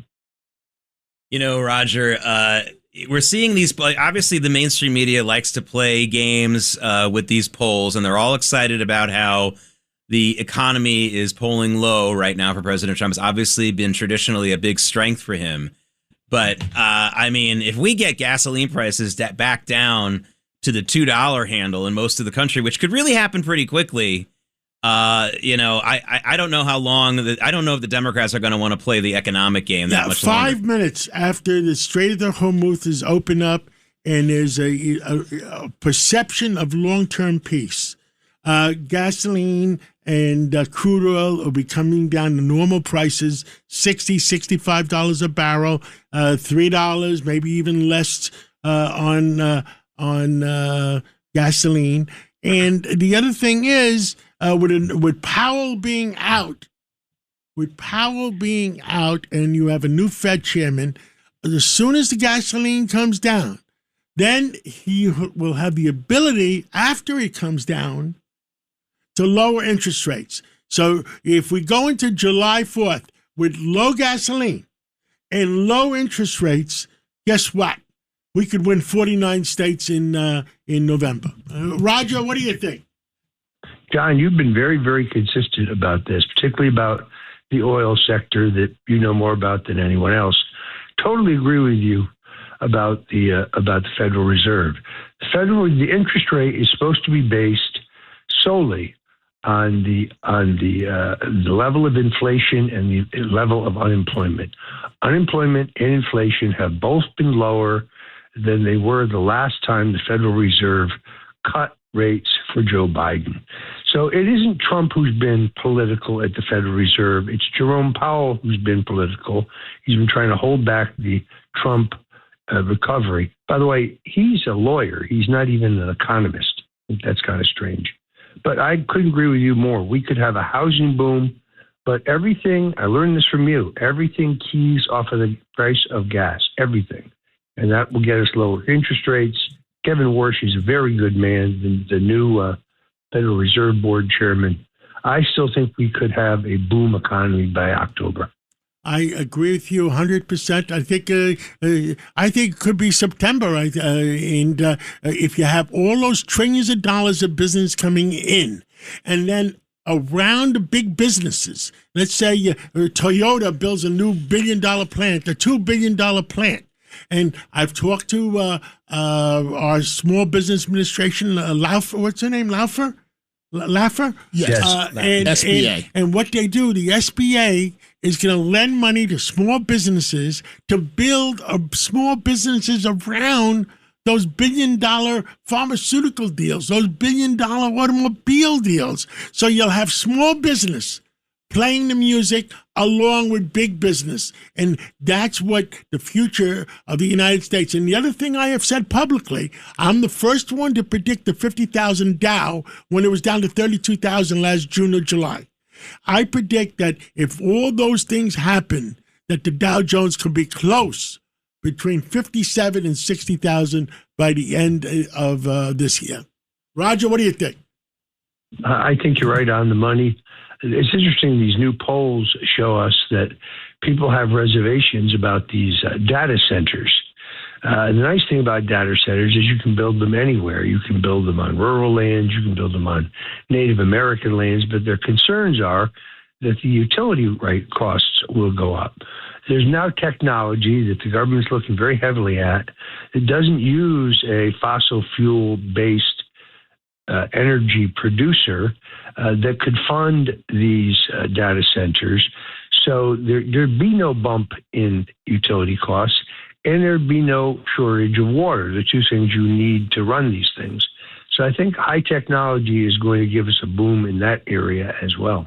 Roger, it already is happening. I took a look at Caterpillar and Deere. There has been a major run on construction materials. Before you can have the power drain, you got to build the data centers, and there is a building boom surrounding this situation. By the way, you mentioned you can build them anywhere. You can also build them in space. That's something Elon Musk is working on, by the way, and that will just use the solar power from outer space. But this is already something that's happening. I mean, I think that there are a couple of stories out there, Roger, that are telling us that the economy is stronger than we think, including trucking volume. You can have trains, you can have planes, you can do whatever you want, but at the end of the day, almost every good that's delivered in America is delivered at the end by someone in a truck. And the trucking volumes are through the roof. I mean, the boom economy might be here already. We just don't know about it. Well, I'll tell you one thing. I've never met a truck driver who was for Kamala Harris. That's for sure. So, Roger Stone, it's Dominic. Good morning. I want to two questions I want to ask you. One's very simplistic in terms of what does Memorial Day mean to you? After all, that's what we hear in filling in for Sid. And then the second question, is it a coincidence that these shootings, alleged shootings, and keep happening around President Trump? I saw a poll, Roger Stone, that said as much as 49% of Democrats believe that these things are staged in part, which is nutty, by President Trump. So if you could answer those two questions for me. Sure. First of all, Dominic, we've been friends a long time. It's very really good long to hear time, your voice. brother. It's always great to say hello to you. Always. And wait. Stop, Roger Stone. You're not a sometimey friend. If Roger Stone is with you, Roger Stone is with you in good. Roger Stone is with you in bad. He doesn't turn his back on you. That needs to be said, Roger. Go right ahead, please. Well, that's very kind. You're a good man, Dominic. I think, sadly, that this spasm of violence in the country, these shootings, this is being driven by the overheated rhetoric of one party. I don't know any Republicans who are going around screaming for the death of Chuck Schumer, for example. That would be horrific, irresponsible. But the overheated rhetoric is what I think is responsible for this spasm of violence. And the idea that anyone would stage an assassination attempt. You can go all over Twitter right now, or X as they call it, and find the people who said, "Oh, the whole White House correspondent." I think stuff that was planned by Roger Stone. I find that particularly offensive. Last week when I was in Washington D.C., I went out to Arlington Cemetery, and I went to the gravesite of my political mentor, Governor John Davis Lodge of Connecticut. Lodge was Henry Cabot Lodge's brother. The Lodge brothers, their father was Henry Cabot Lodge Sr., and the Secretary of War under Theodore Roosevelt, was Teddy Roosevelt's best friend, U.S. Senator of Massachusetts. Lodge was a governor, congressman, ambassador to Argentina, Spain, and later Switzerland. Spain under Eisenhower, Argentina under Nixon, Switzerland under the Reagan. He was one of the greatest men I ever knew. And I went out to visit his grave. He gave me my start, introduced me to Richard Nixon, and the rest is history. But it is so moving to look across Arlington Cemetery in the morning and see hundreds and hundreds and hundreds of graves of men and women who gave all for this country. So when people say to me, Happy Memorial Day, no, today is not a day for happiness. Today is a day for reflection. Today is a day for gratitude to those who gave all for the country. Roger Stone, I want to continue on that theme just a little bit. I mentioned the name of Sarah Beckstrom a few hours ago, someone who we should remember on this Memorial Day. She was that National Guard trooper who was shot point blank just by someone who wanted to take a cheap political shot at someone trying to defend our country. And specifically, she was the perfect example of the answer to that argument. People say, well, why are we sending troops far overseas when we have problems here in this country? And President Trump's the first one in so many ways to do that on this grand scale, not only protecting cities like Washington, D.C., but the waters of off of our southern borders from fentanyl and things like that. He's actually doing both of those things, and I just think that Sarah's someone to remember today, because it's not only foreign wars where we've lost our servicemen and women. It's in things like this where someone's just trying to make daily life in America safer for all of us. Well, he is the law and order president, and he wasn't kidding around when it came to that. I was in Washington, D.C. week before last, as you know. I keep getting called down, makes it hard to do my show. We need to get an affiliate. We need to get an affiliate in Washington, D.C., where I can get a studio. He is really intent on making the nation's capital a model place. I mean, he's going to redevelop the entire waterfront, which is going to be magnificent. But it's clean, it's safe, people are happy, and it's the people who live there who are the happiest. He's very serious about being the law and order president. In Washington, D.C., I mean, when people were scared to walk around, it's almost like a regular, back to normal. And the president has done a great job. Jeanine Pirro has done a great job. What's next? I mean, I know he's sending people into. He sent people into, what was it, in Tennessee, Memphis, and predominantly all black community, and New Orleans too, and why, Roger? Why are the Democrats? Who are these people not to want safety in their community? I don't understand what the heck is going on. It's hard to understand what the constituency is of those who are dangerous, illegal criminals who are here when they're not supposed to be. Where are the votes in that? It's interesting. You mentioned these places like Memphis, which was particularly dangerous. If you talk to the people in Memphis, they're happy to have the help. Even the mayor of D.C., Bowser, who's not a fan of Donald Trump, to say the least, has been forced to admit that the city is safer and it's cleaner since Donald Trump moved the National Guard in. So, but people who don't want anyone going to these urban centers that are crime pits, they don't live there. They're the people who've been the outside. He was very serious about becoming the law and order president, and he's making the country more stable and safer again. And that's why Sarah Beckstrom didn't die in vain. It's just there's so many problems in the country. I don't understand. I was a Democrat, and at one time, and I was a Bill Clinton Democrat. I was JFK Democrat, but I don't understand. Like Cory Booker, I know him in New Jersey. I know him. Why is he criticizing for shooting down the boats coming in? With fentanyl, with drugs, to kill our kids. I don't understand it.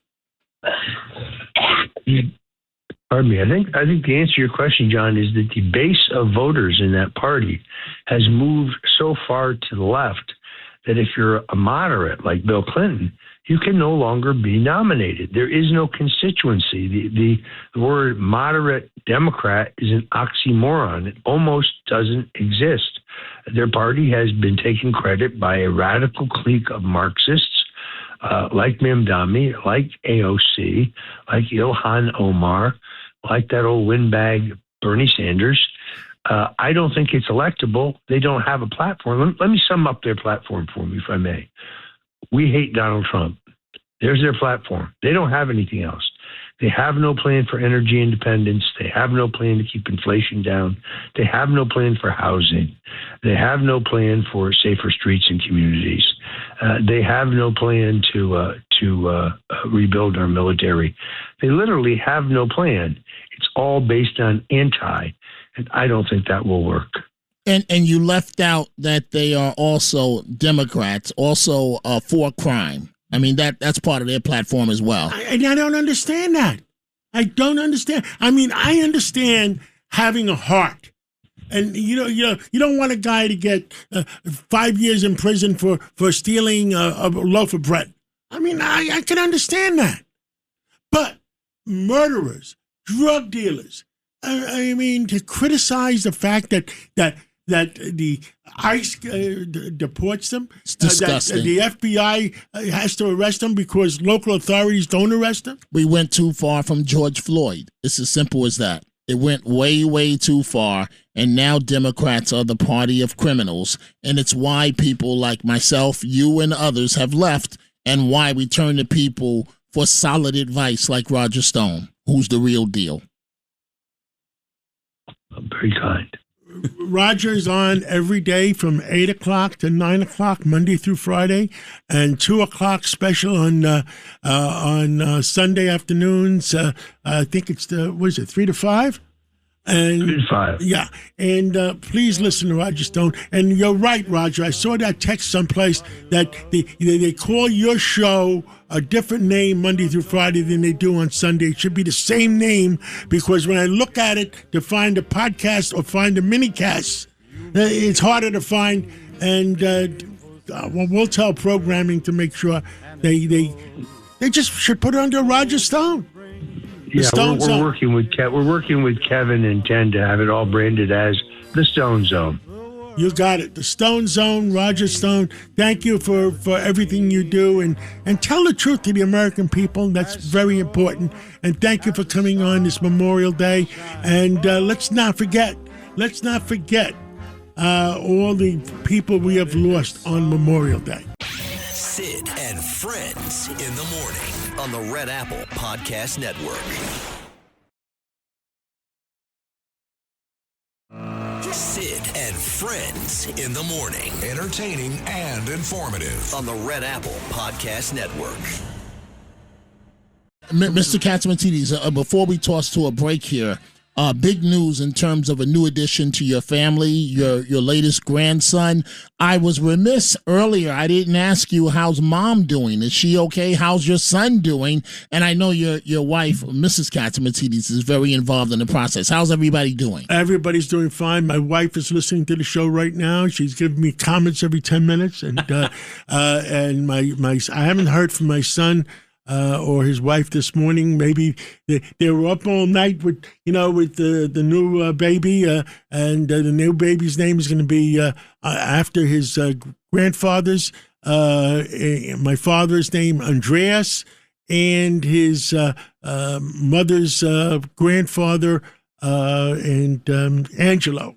So What is the Greek tradition, by the way? Mazzullo, originally from the South Bronx and Sicily. What is the Greek tradition, by the way? Do you, does it have to be a deceased relative that you name a child No, after? it doesn't matter. Okay. I mean, when I named him my son John Jr., I wasn't deceased. No, I figured. But what's the predominant I think culture? there is tradition, Yeah. and then when you have the courage, you do what the heck you want. So I remember when you and your wife were hoping for grandkids, and now you have two. How does it feel? It feels good, and we took care of J3 over the weekend because that J4, it's not named J4. I don't want to confuse anybody.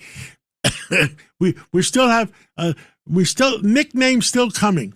So, Mr. Katz, you know, a lot of people, they say to me, how am I able to keep up my hours that I work, right? So I was on early this morning. And my answer always is that I get it from you and your wife. I thought that I worked hard until I met you two. Where do you get your work ethic from, you and your wife? I've never seen anything like it before in my life. Well, you know, I'm in my 70s, Dom, and, you know, I believe in trying to make a difference between my time is time to go.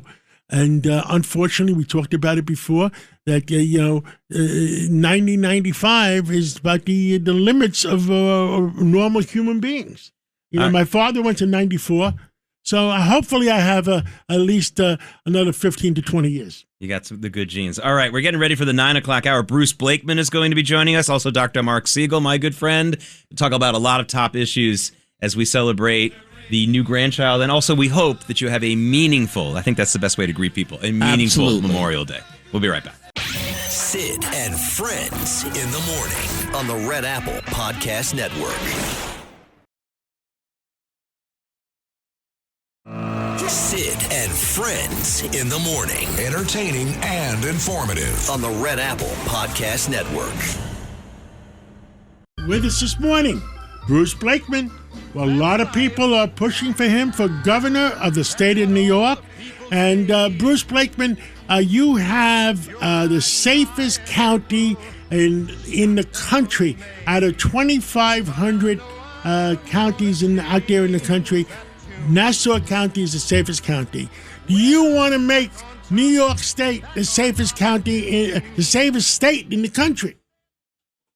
Absolutely, John. I hired 600 new law enforcement professionals just in my first 4 years in office.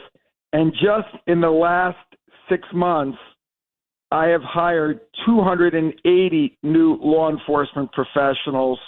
We are hiring more cops, more corrections officers, deputy sheriffs. We are investing millions of dollars in our intelligence and training center, and we have the most state-of-the-art training village for our police department in the world. So I am investing. I am working with ICE to make sure that we get illegal migrants with criminal records out of our county, out of our state, out of the region, without raiding schools, without raiding daycare centers or hospitals or churches. We go after the illegal migrants who have committed crimes. Well, that's what I originally said to President Trump in that dinner in Suffolk County, is let's go after the drug dealers. Let's go after the murderers. Let's go after the people hurting our children. And let's worry about the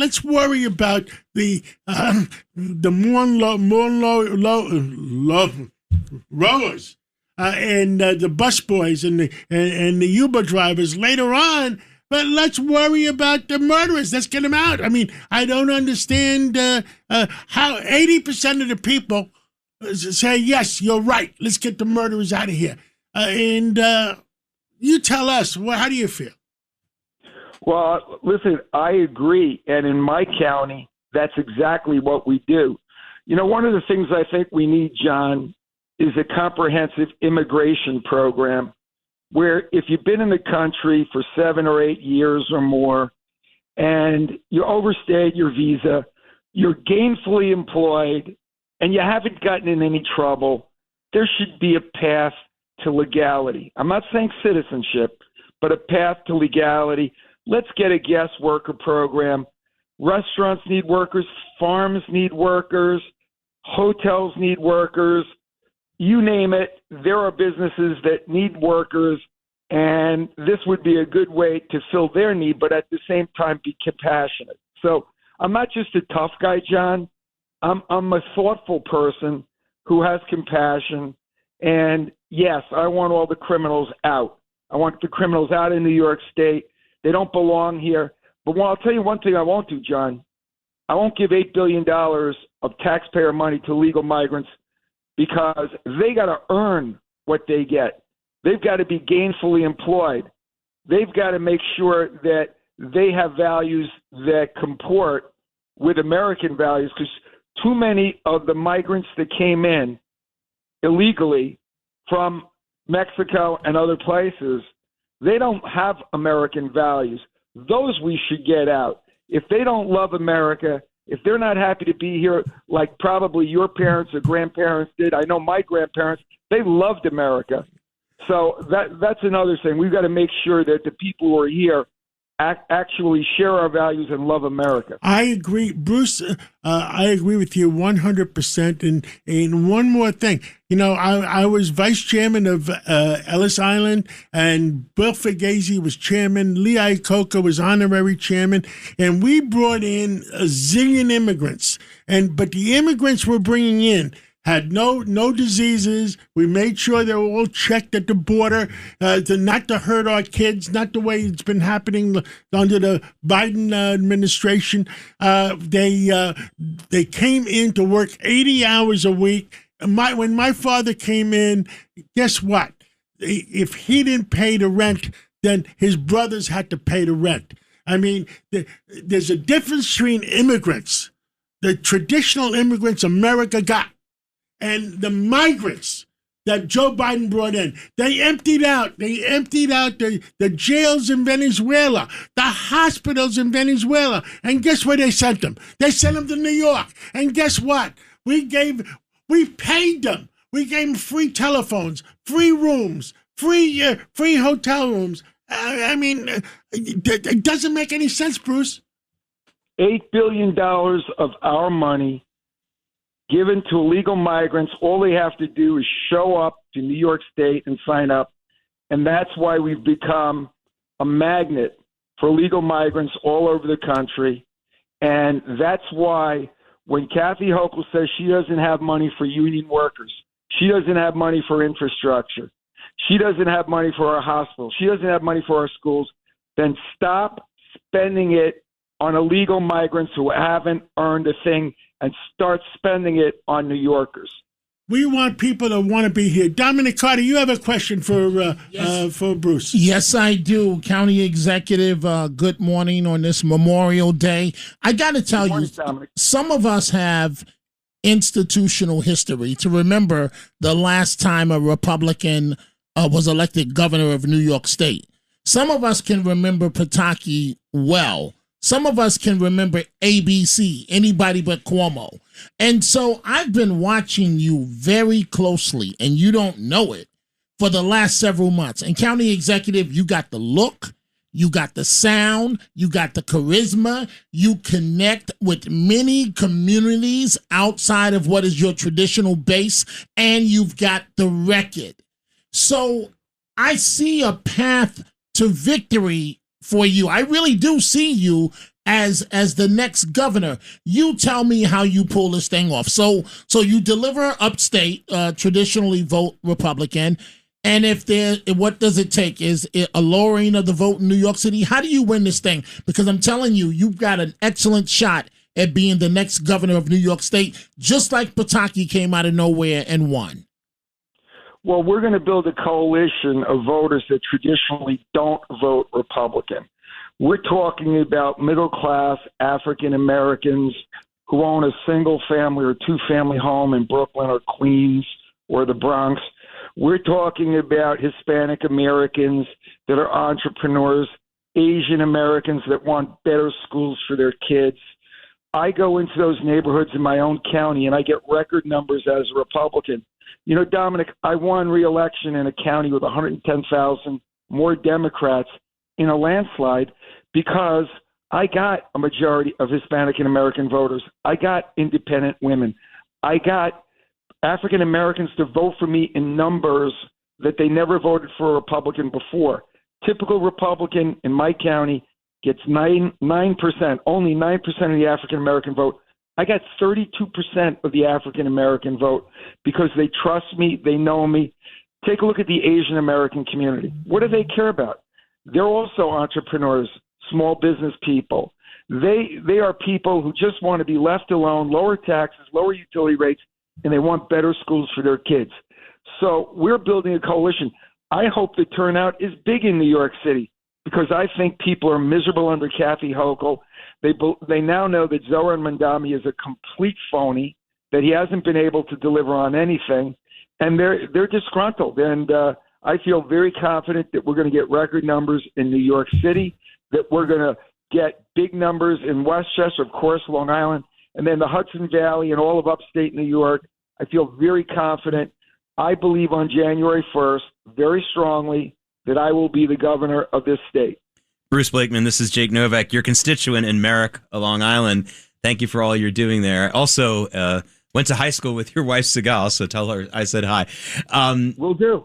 Bruce, it's another issue, of course, and this is a big issue in Nassau County, and it's a big issue in this area, and you just mentioned Mayor Mamdani. Obviously, the rise in anti-Semitism. And, you know, my theory as a student of this my entire life, unfortunately, has been anti-Semitism actually doesn't have anything to do with the Jews. They're the target of it, but it's got nothing to do with what Jews do or don't do. It's actually a law and order issue. And when you have a governor who continues with these ridiculous no cash bail laws, when you have a mayor who's in favor of that and also emptying the jails, the first thing that people like me say, this will lead to anti-Semitism soon enough. Because if you have someone who doesn't respect the law, we've already talked about that in regards to ICE. But if you have someone who doesn't respect the law when it comes to things like bail, when it comes to things like there was a video going around on social media this weekend, someone with the bag going into a Home Depot in the 5 boroughs and cleaning out the Home Depot, putting it in their bag, and then going to a bakery, because none of those business owners can really do anything about shoplifting anymore. This is really a law and order issue that goes beyond ICE. Talk about some of the things that you're going to push back on Kathy Hochul when it comes to just regular law and order over and above the illegal immigration issue. Well, you know, Jake, it's not only just law and order, and you're absolutely right, because law and order creates the atmosphere for anti-Semitism. Law and order creates the atmosphere on attacking small businesses and taking what you want from their stores without consequences. That's all true. But I think there's a bigger game at play here, and that's what worries me the most, is you have a rise in people who are denigrating those who make jobs, those who are successful, trying to bring them down, using the Jews as a scapegoat, and then as a precursor to taking people's property rights away. First, you tax them so high that they can't afford to keep their businesses, and then government takes their businesses, and then government is running everything. They're using this lawlessness to create an atmosphere of fear, and you have a mayor in the city of New York who doesn't believe in property rights and is a virulent anti-Semite, and we need a governor that's going to keep him in check, because not only is that anti-Semitism, that is anti-American. First it'll be the Jews, then it'll be the Christians, then it'll be somebody else. We've got to make sure we stop it now. You know, another issue that we're seeing throughout the state is, you mentioned, is the tax situation. And we talked about the $8 billion and the bailout that Kathy Hochul provided to New York City. County Executive Blakeman, I think you have one of the greatest messages possible ever in the history of any downstate candidate. You can go to Buffalo and Oneonta and Rochester and all those places and say, I'm the guy who's going to protect the rest of the state from Zohran Mamdani. This is not just a 5-borough issue. He's taking away your tax money also. You have a great message there. Well, you know, that was a real eye-opener for people upstate, because when I went upstate originally, a lot of people didn't feel the effect of Zohran Mamdani as mayor. They certainly didn't like him, but they didn't think it affected them. And then when last month Kathy Hochul gave $1.5 billion to New York City without any strings attached, that started to open up their eyes. And then they were shocked when she gave them another $4 billion in this budget So that's $5.5 billion in just 2 months. No strings attached, no control board. And let me tell you something. New York doesn't have a revenue problem. They've got a spending problem. They spend on programs that don't produce results, that don't benefit anybody. Somebody's making money, probably the contributors to Kathy Hochul and Zohran Mandami, and it's not benefiting the people. It's costly, and people are getting taxed out of their homes, and that's got to stop. And that's one of the big reasons why I'm running for governor, as well as cutting utility costs. Our utility costs in New York State are 70% higher, 70% higher than the rest of the country. That is a disgrace. As governor, I can stop it. I can cut the utility bills in half by getting rid of the green energy scam, excessive fees and taxes on your utility bill. As governor, if necessary, would you think twice about removing Mamdani from office? Well, Dominic, that's a question that I'm asked virtually every day. And here's my response. It is very drastic to remove a duly elected office holder after they've won an election, and it would be the last resort that I would do. He would have to do something that was really unlawful and deleterious to the health and well-being of the people of the city of New York. There's incremental discipline that I could give to Zohran Mandami to get him to behave. And I'm willing to do that, whether it be purse strings, whether it be taking over various aspects of city government by the state.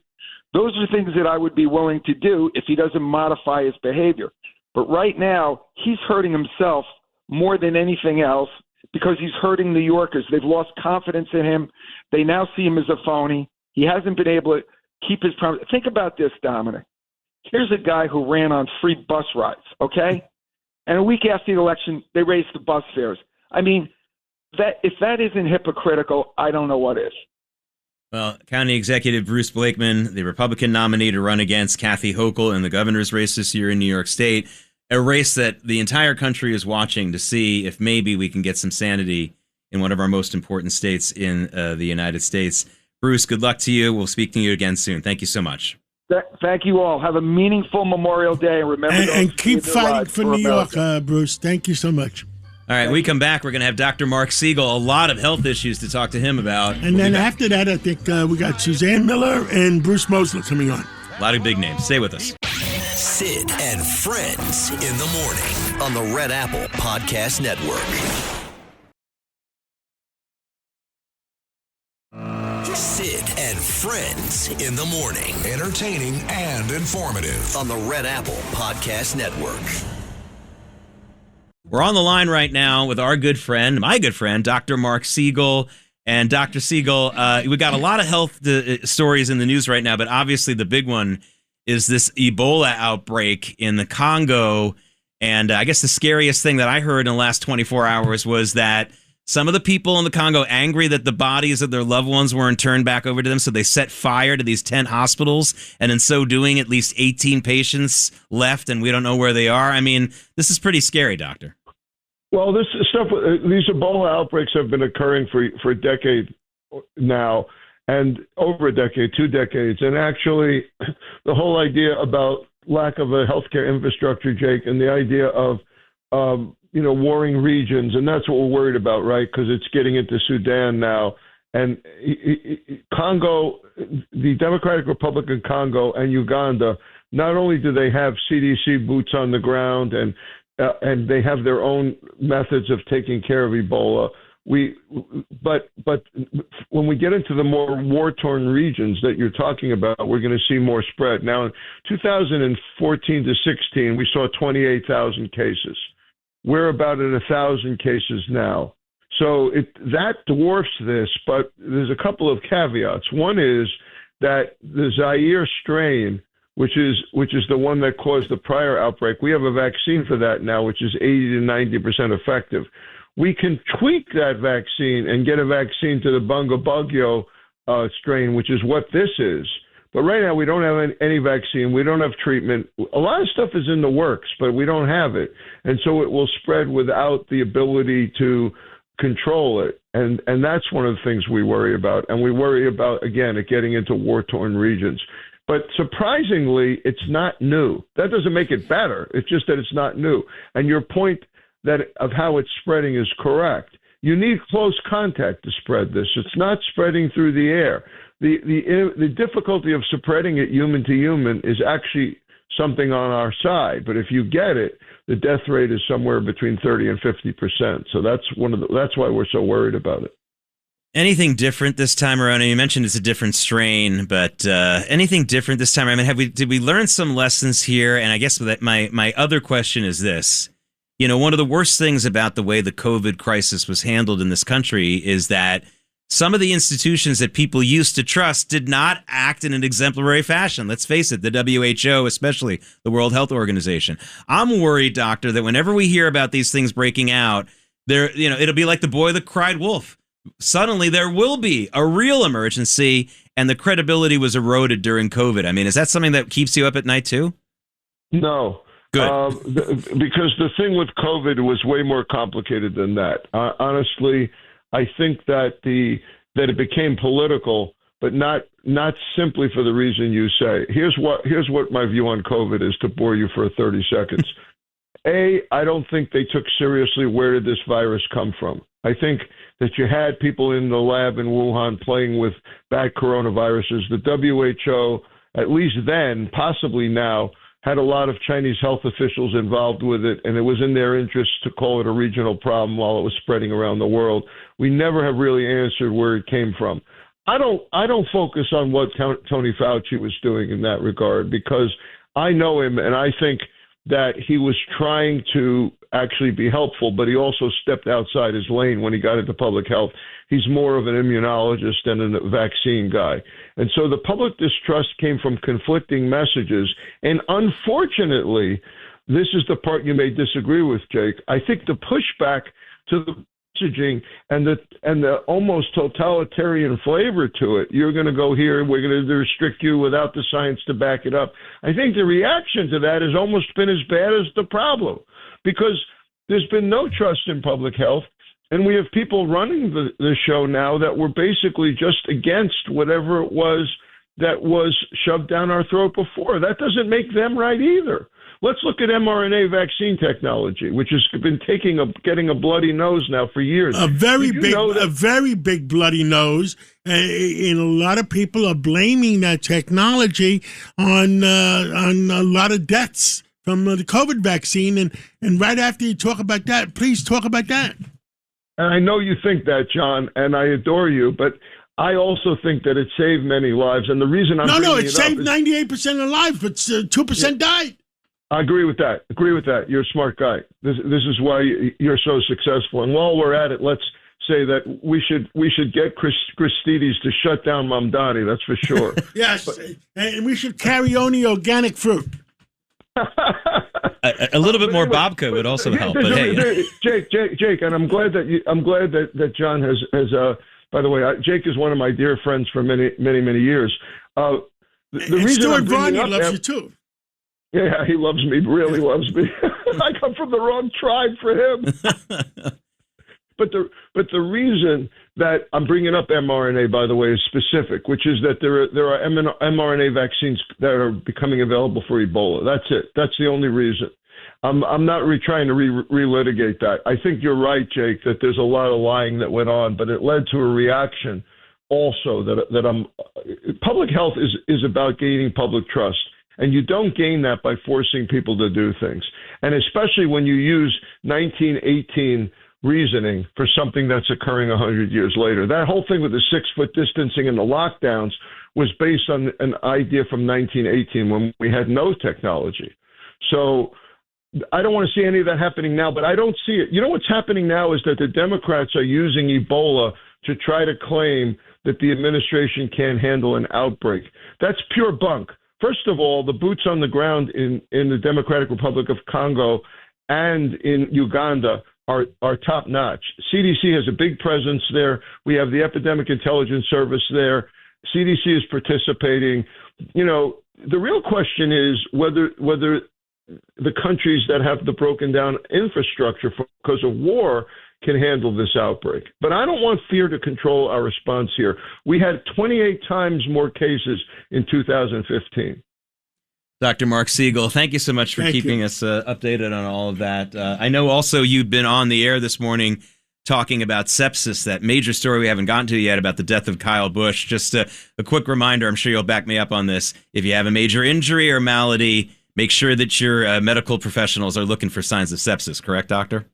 Yeah, let me talk about that for a minute before you throw me out. I actually was the first to say that this was likely pneumonia. It's because he had a severe sinus infection that wasn't responding. I thought it was suspicious that a doctor came over there a few days ago and suddenly gave him a shot. I thought that was probably antibiotics. I want to point out that, on a racetrack with all those fumes and the toxins, that can drive infections, likely can drive infections deeper into the lungs.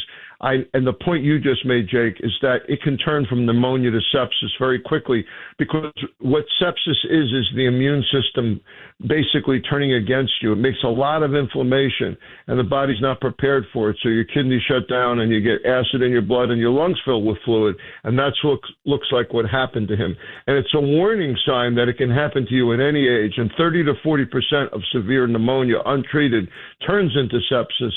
And people that are in racing cars, and a lot of our sports heroes and a lot of our heroes in general, don't think of themselves as vulnerable in this way. So it's a big wake-up call for how quickly things can change. Luckily, Catsimatidis has me on speed dial and Peter also on speed dial, so nothing's happening to him. Well, thank you. Between Mark Siegel and Peter Mihalos, we have him. They take care of WABC listeners. Thank you so much, Dr. Siegel, and have a great rest of the day. Thank you. Thanks very much. And let's take a break, and we're going to come back with Bruce Mosler, Cushman & Wakefield. He's chairman of Global Brokerage, and he's going to give us a pulse of what's going on in the commercial real estate market. Sid and Friends in the morning on the Red Apple Podcast Network. Sid and Friends in the morning. Entertaining and informative. On the Red Apple Podcast Network.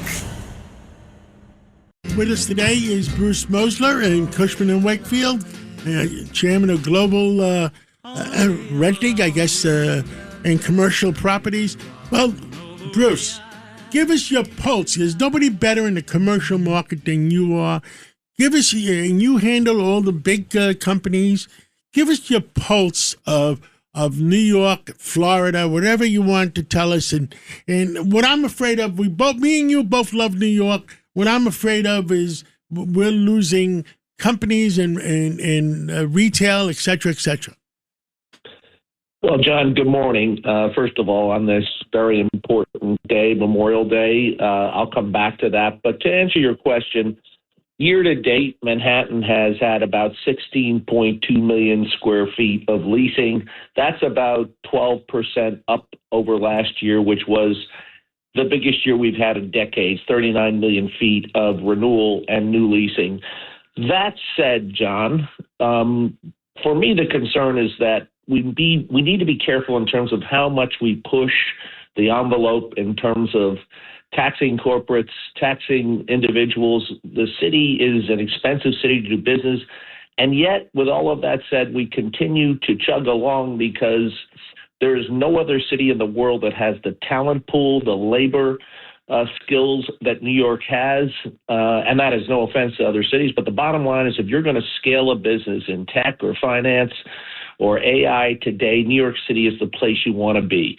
But let's face it, there's a breaking point. And so we must be careful. We need to understand that business is his friend if he wants to accomplish his own objectives of trying to build affordable housing at scale. Then it's a partnership, a public-private partnership that is needed. I've heard what happened with Ken Griffin this month, and I've heard Jamie, the Diamond, the J.P. Morgan chairman, and they're very upset.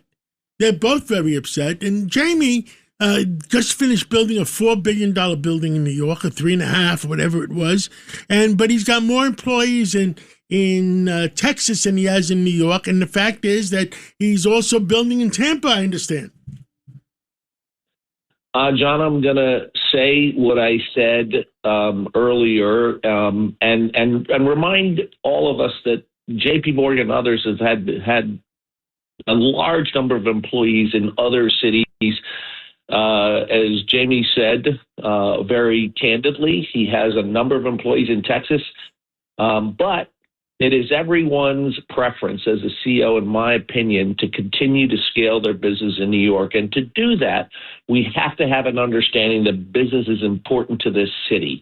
Not only the businesses, but the leader of these businesses, the intellectual capital that resides in New York City is unique and it's special, and we need to covet it and embrace it. And if I may say just one other thing, John, on this day, because I know how patriotic you are, this is the day, Memorial Day, that we remember all those servicemen and women in uniform that have made the ultimate sacrifice in defense of our nation's freedoms. It is a very stark reminder that the price of freedom is not for free, and we owe a huge debt of gratitude to the half of the 1% that when our nation asks, who shall we send and who will go for us, it's always these extraordinary men and women who raise their hand to protect this nation's freedoms.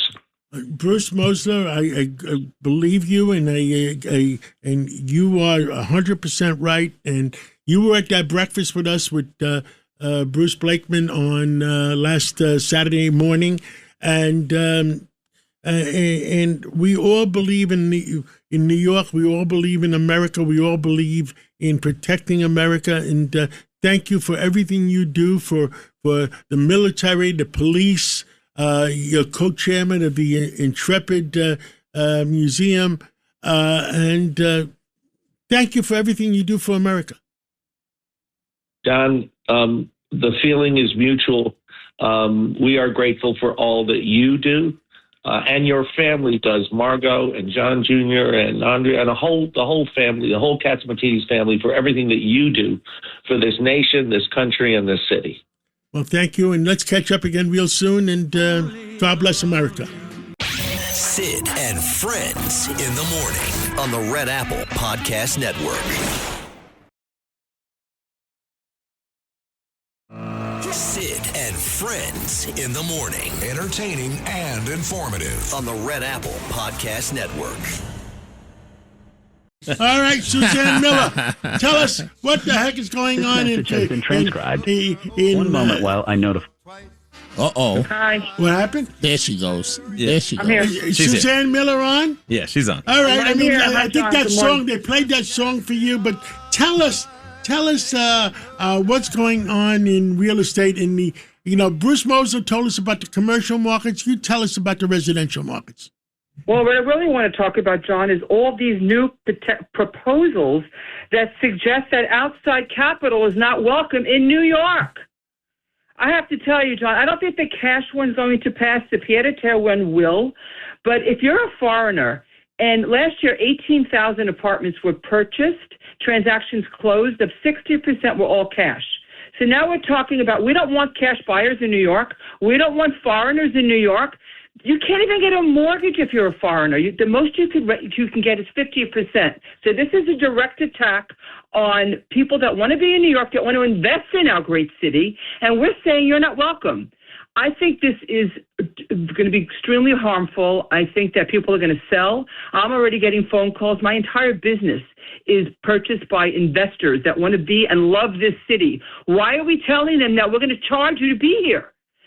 No, I kind of understand the transaction of the recording. See, when you buy an apartment in New York and you do get a mortgage, you have to pay about 2% for a mortgage recording tax. Now, he's trying to say that, okay, we understand we're losing that money, so we'll put a penalty of 1%. Maybe I could see that, but he's going to discourage anybody that wants to be in New York, because the pied-à-terre tax, and John, you and I have talked about this in length, is going to, and that's an annual tax. That's going to completely discourage foreigners from coming here. I'm getting phone calls already about it. I think that it's like a fire on a bridge. It's small. Right now, the market is still doing very well because we have a vacancy issue. There's not a lot of apartments right now. You didn't see a lot of cranes. There's not a lot of new construction on the residential side. So we do see that the rents are very high and the sales prices have still been stable. But I think this is going to be very bad for the business, and I think this is a nail in the coffin, and it concerns me very much. Well, it's going to hurt. And let me tell you something. I think that November election, I tried to be fair and square to everybody, but that November election, if it hurts business, that congestion tax, Suzanne, if I drive up and down 3rd Avenue, 2nd Avenue, 1st Avenue, Madison Avenue, you got like 30%, 40% empty stores.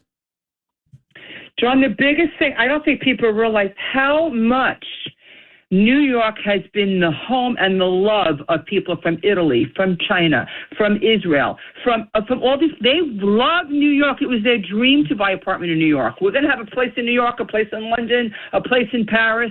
Now they don't want to be in New York. This is going to come crashing down. It seems to me it's almost intentional. We need to stop this.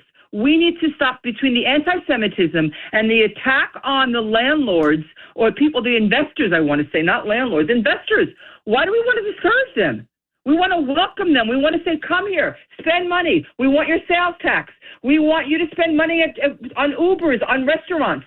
We need these people. For every job, I think the numbers are, for every $150,000 of the salary, we lose 7 jobs. That's the math. You lose the restaurants, you lose the hair salons. We don't want to lose these people. We want to welcome them. So, John, we need to stop this. I agree with you. I agree with you very much so. And it's, we love New York. We want New York to make it. And God bless New York. Suzanne, thank you for coming on this morning. I want to take a few minutes to thank Dominic Carter. Thank you for being here today. And, absolutely. And Jake Novak, thank you. And Kevin, thank you. Justin. Kevin and Justin, I don't know what's the matter with you. I had to do all the producing for all the people this morning. Did you wake up late or you didn't feel up to it or what? David, thank you for being here. Thank you so much. Hey guys, thanks, John. Thanks for doing what you do. Thanks, Suzanne. So it looks like the rain is stopping now after we've lost the whole weekend. There's no sunshine, though. The rain is stopping, but there is no sunshine. And I look up and down 3rd Avenue. You know what you see? I see one taxi maybe coming down there right now. Wow. Just one. Oh, well, what do you see? Well, 2. There's the second one. There's a second taxi. Wow. So things are slow, and I guess the highways are slow. But it's going to get heavy about 2 p.m. Yeah, but today the highways are not going to be the place I want to be. I think a lot of people came home early because there was nothing to stick around for. Maybe, but I certainly would have. If you can get out, get out now. Get out now. If Sid Rosenberg went to Rockaway Beach. Well, I hope not, because now, Rockaway Beach wasn't closed, but there were some beaches closed on Long Island this weekend. Tell us about the beaches closed. There was some sewage that leaked into the Long Beach area. Oh, so bad. Oh, boy. I got to say, I live very short distance, 8 minutes to the parking lots of Jones Beach, Long Beach, a ton of other beaches. Wow. And I'm looking forward to that, but not in this weather, guys. There's 2 things I don't like to do when it's even remotely cold: baseball games and the beach. There's nothing worse than sitting through. My heart goes out to those Yankee fans who went to that game yesterday. I know that they got to see Aaron Judge win it with the late home run, but sitting through a cold baseball game is the worst. It's absolute worst. I can do football, but not baseball. It is. But I'm just glad that it's daylight and that it stopped raining and that we're going out to great music. And Sid, wherever you are, enjoy your day off. We'll see you back soon. And we were the only real live radio talk show this morning with live news. Everyone else was on tape. The city, listen, if the boss isn't sleeping, then we can't sleep. That's exactly the point. Yeah. Well, I want to thank our audience for listening to us today. We had record listeners. And fantastic. Thank you so much. And I'll be back, by the way. I'll be back at 5 o'clock. And Dominic, are you on at 3 o'clock today? I'm back on at 3 and back at midnight. Well, that's wonderful. I learned the hard work from you and your wife.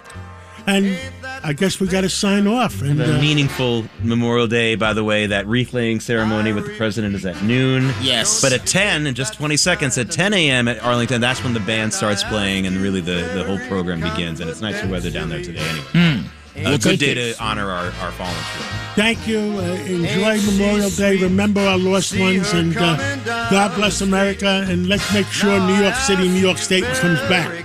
Amen. Amen. Thanks for listening to Sid and Friends in the Morning. You can hear Sid and Friends in the Morning weekday mornings at 6. If you like the podcast, share it with your friends and listen anytime at WABCRadio.com and download the WABC Radio app. Hit that subscribe button on all major podcast platforms. Plus, follow WABC on social on Instagram, TikTok, Facebook, and X. See you next time for a new episode so you never have to wonder. What the heck is going on here?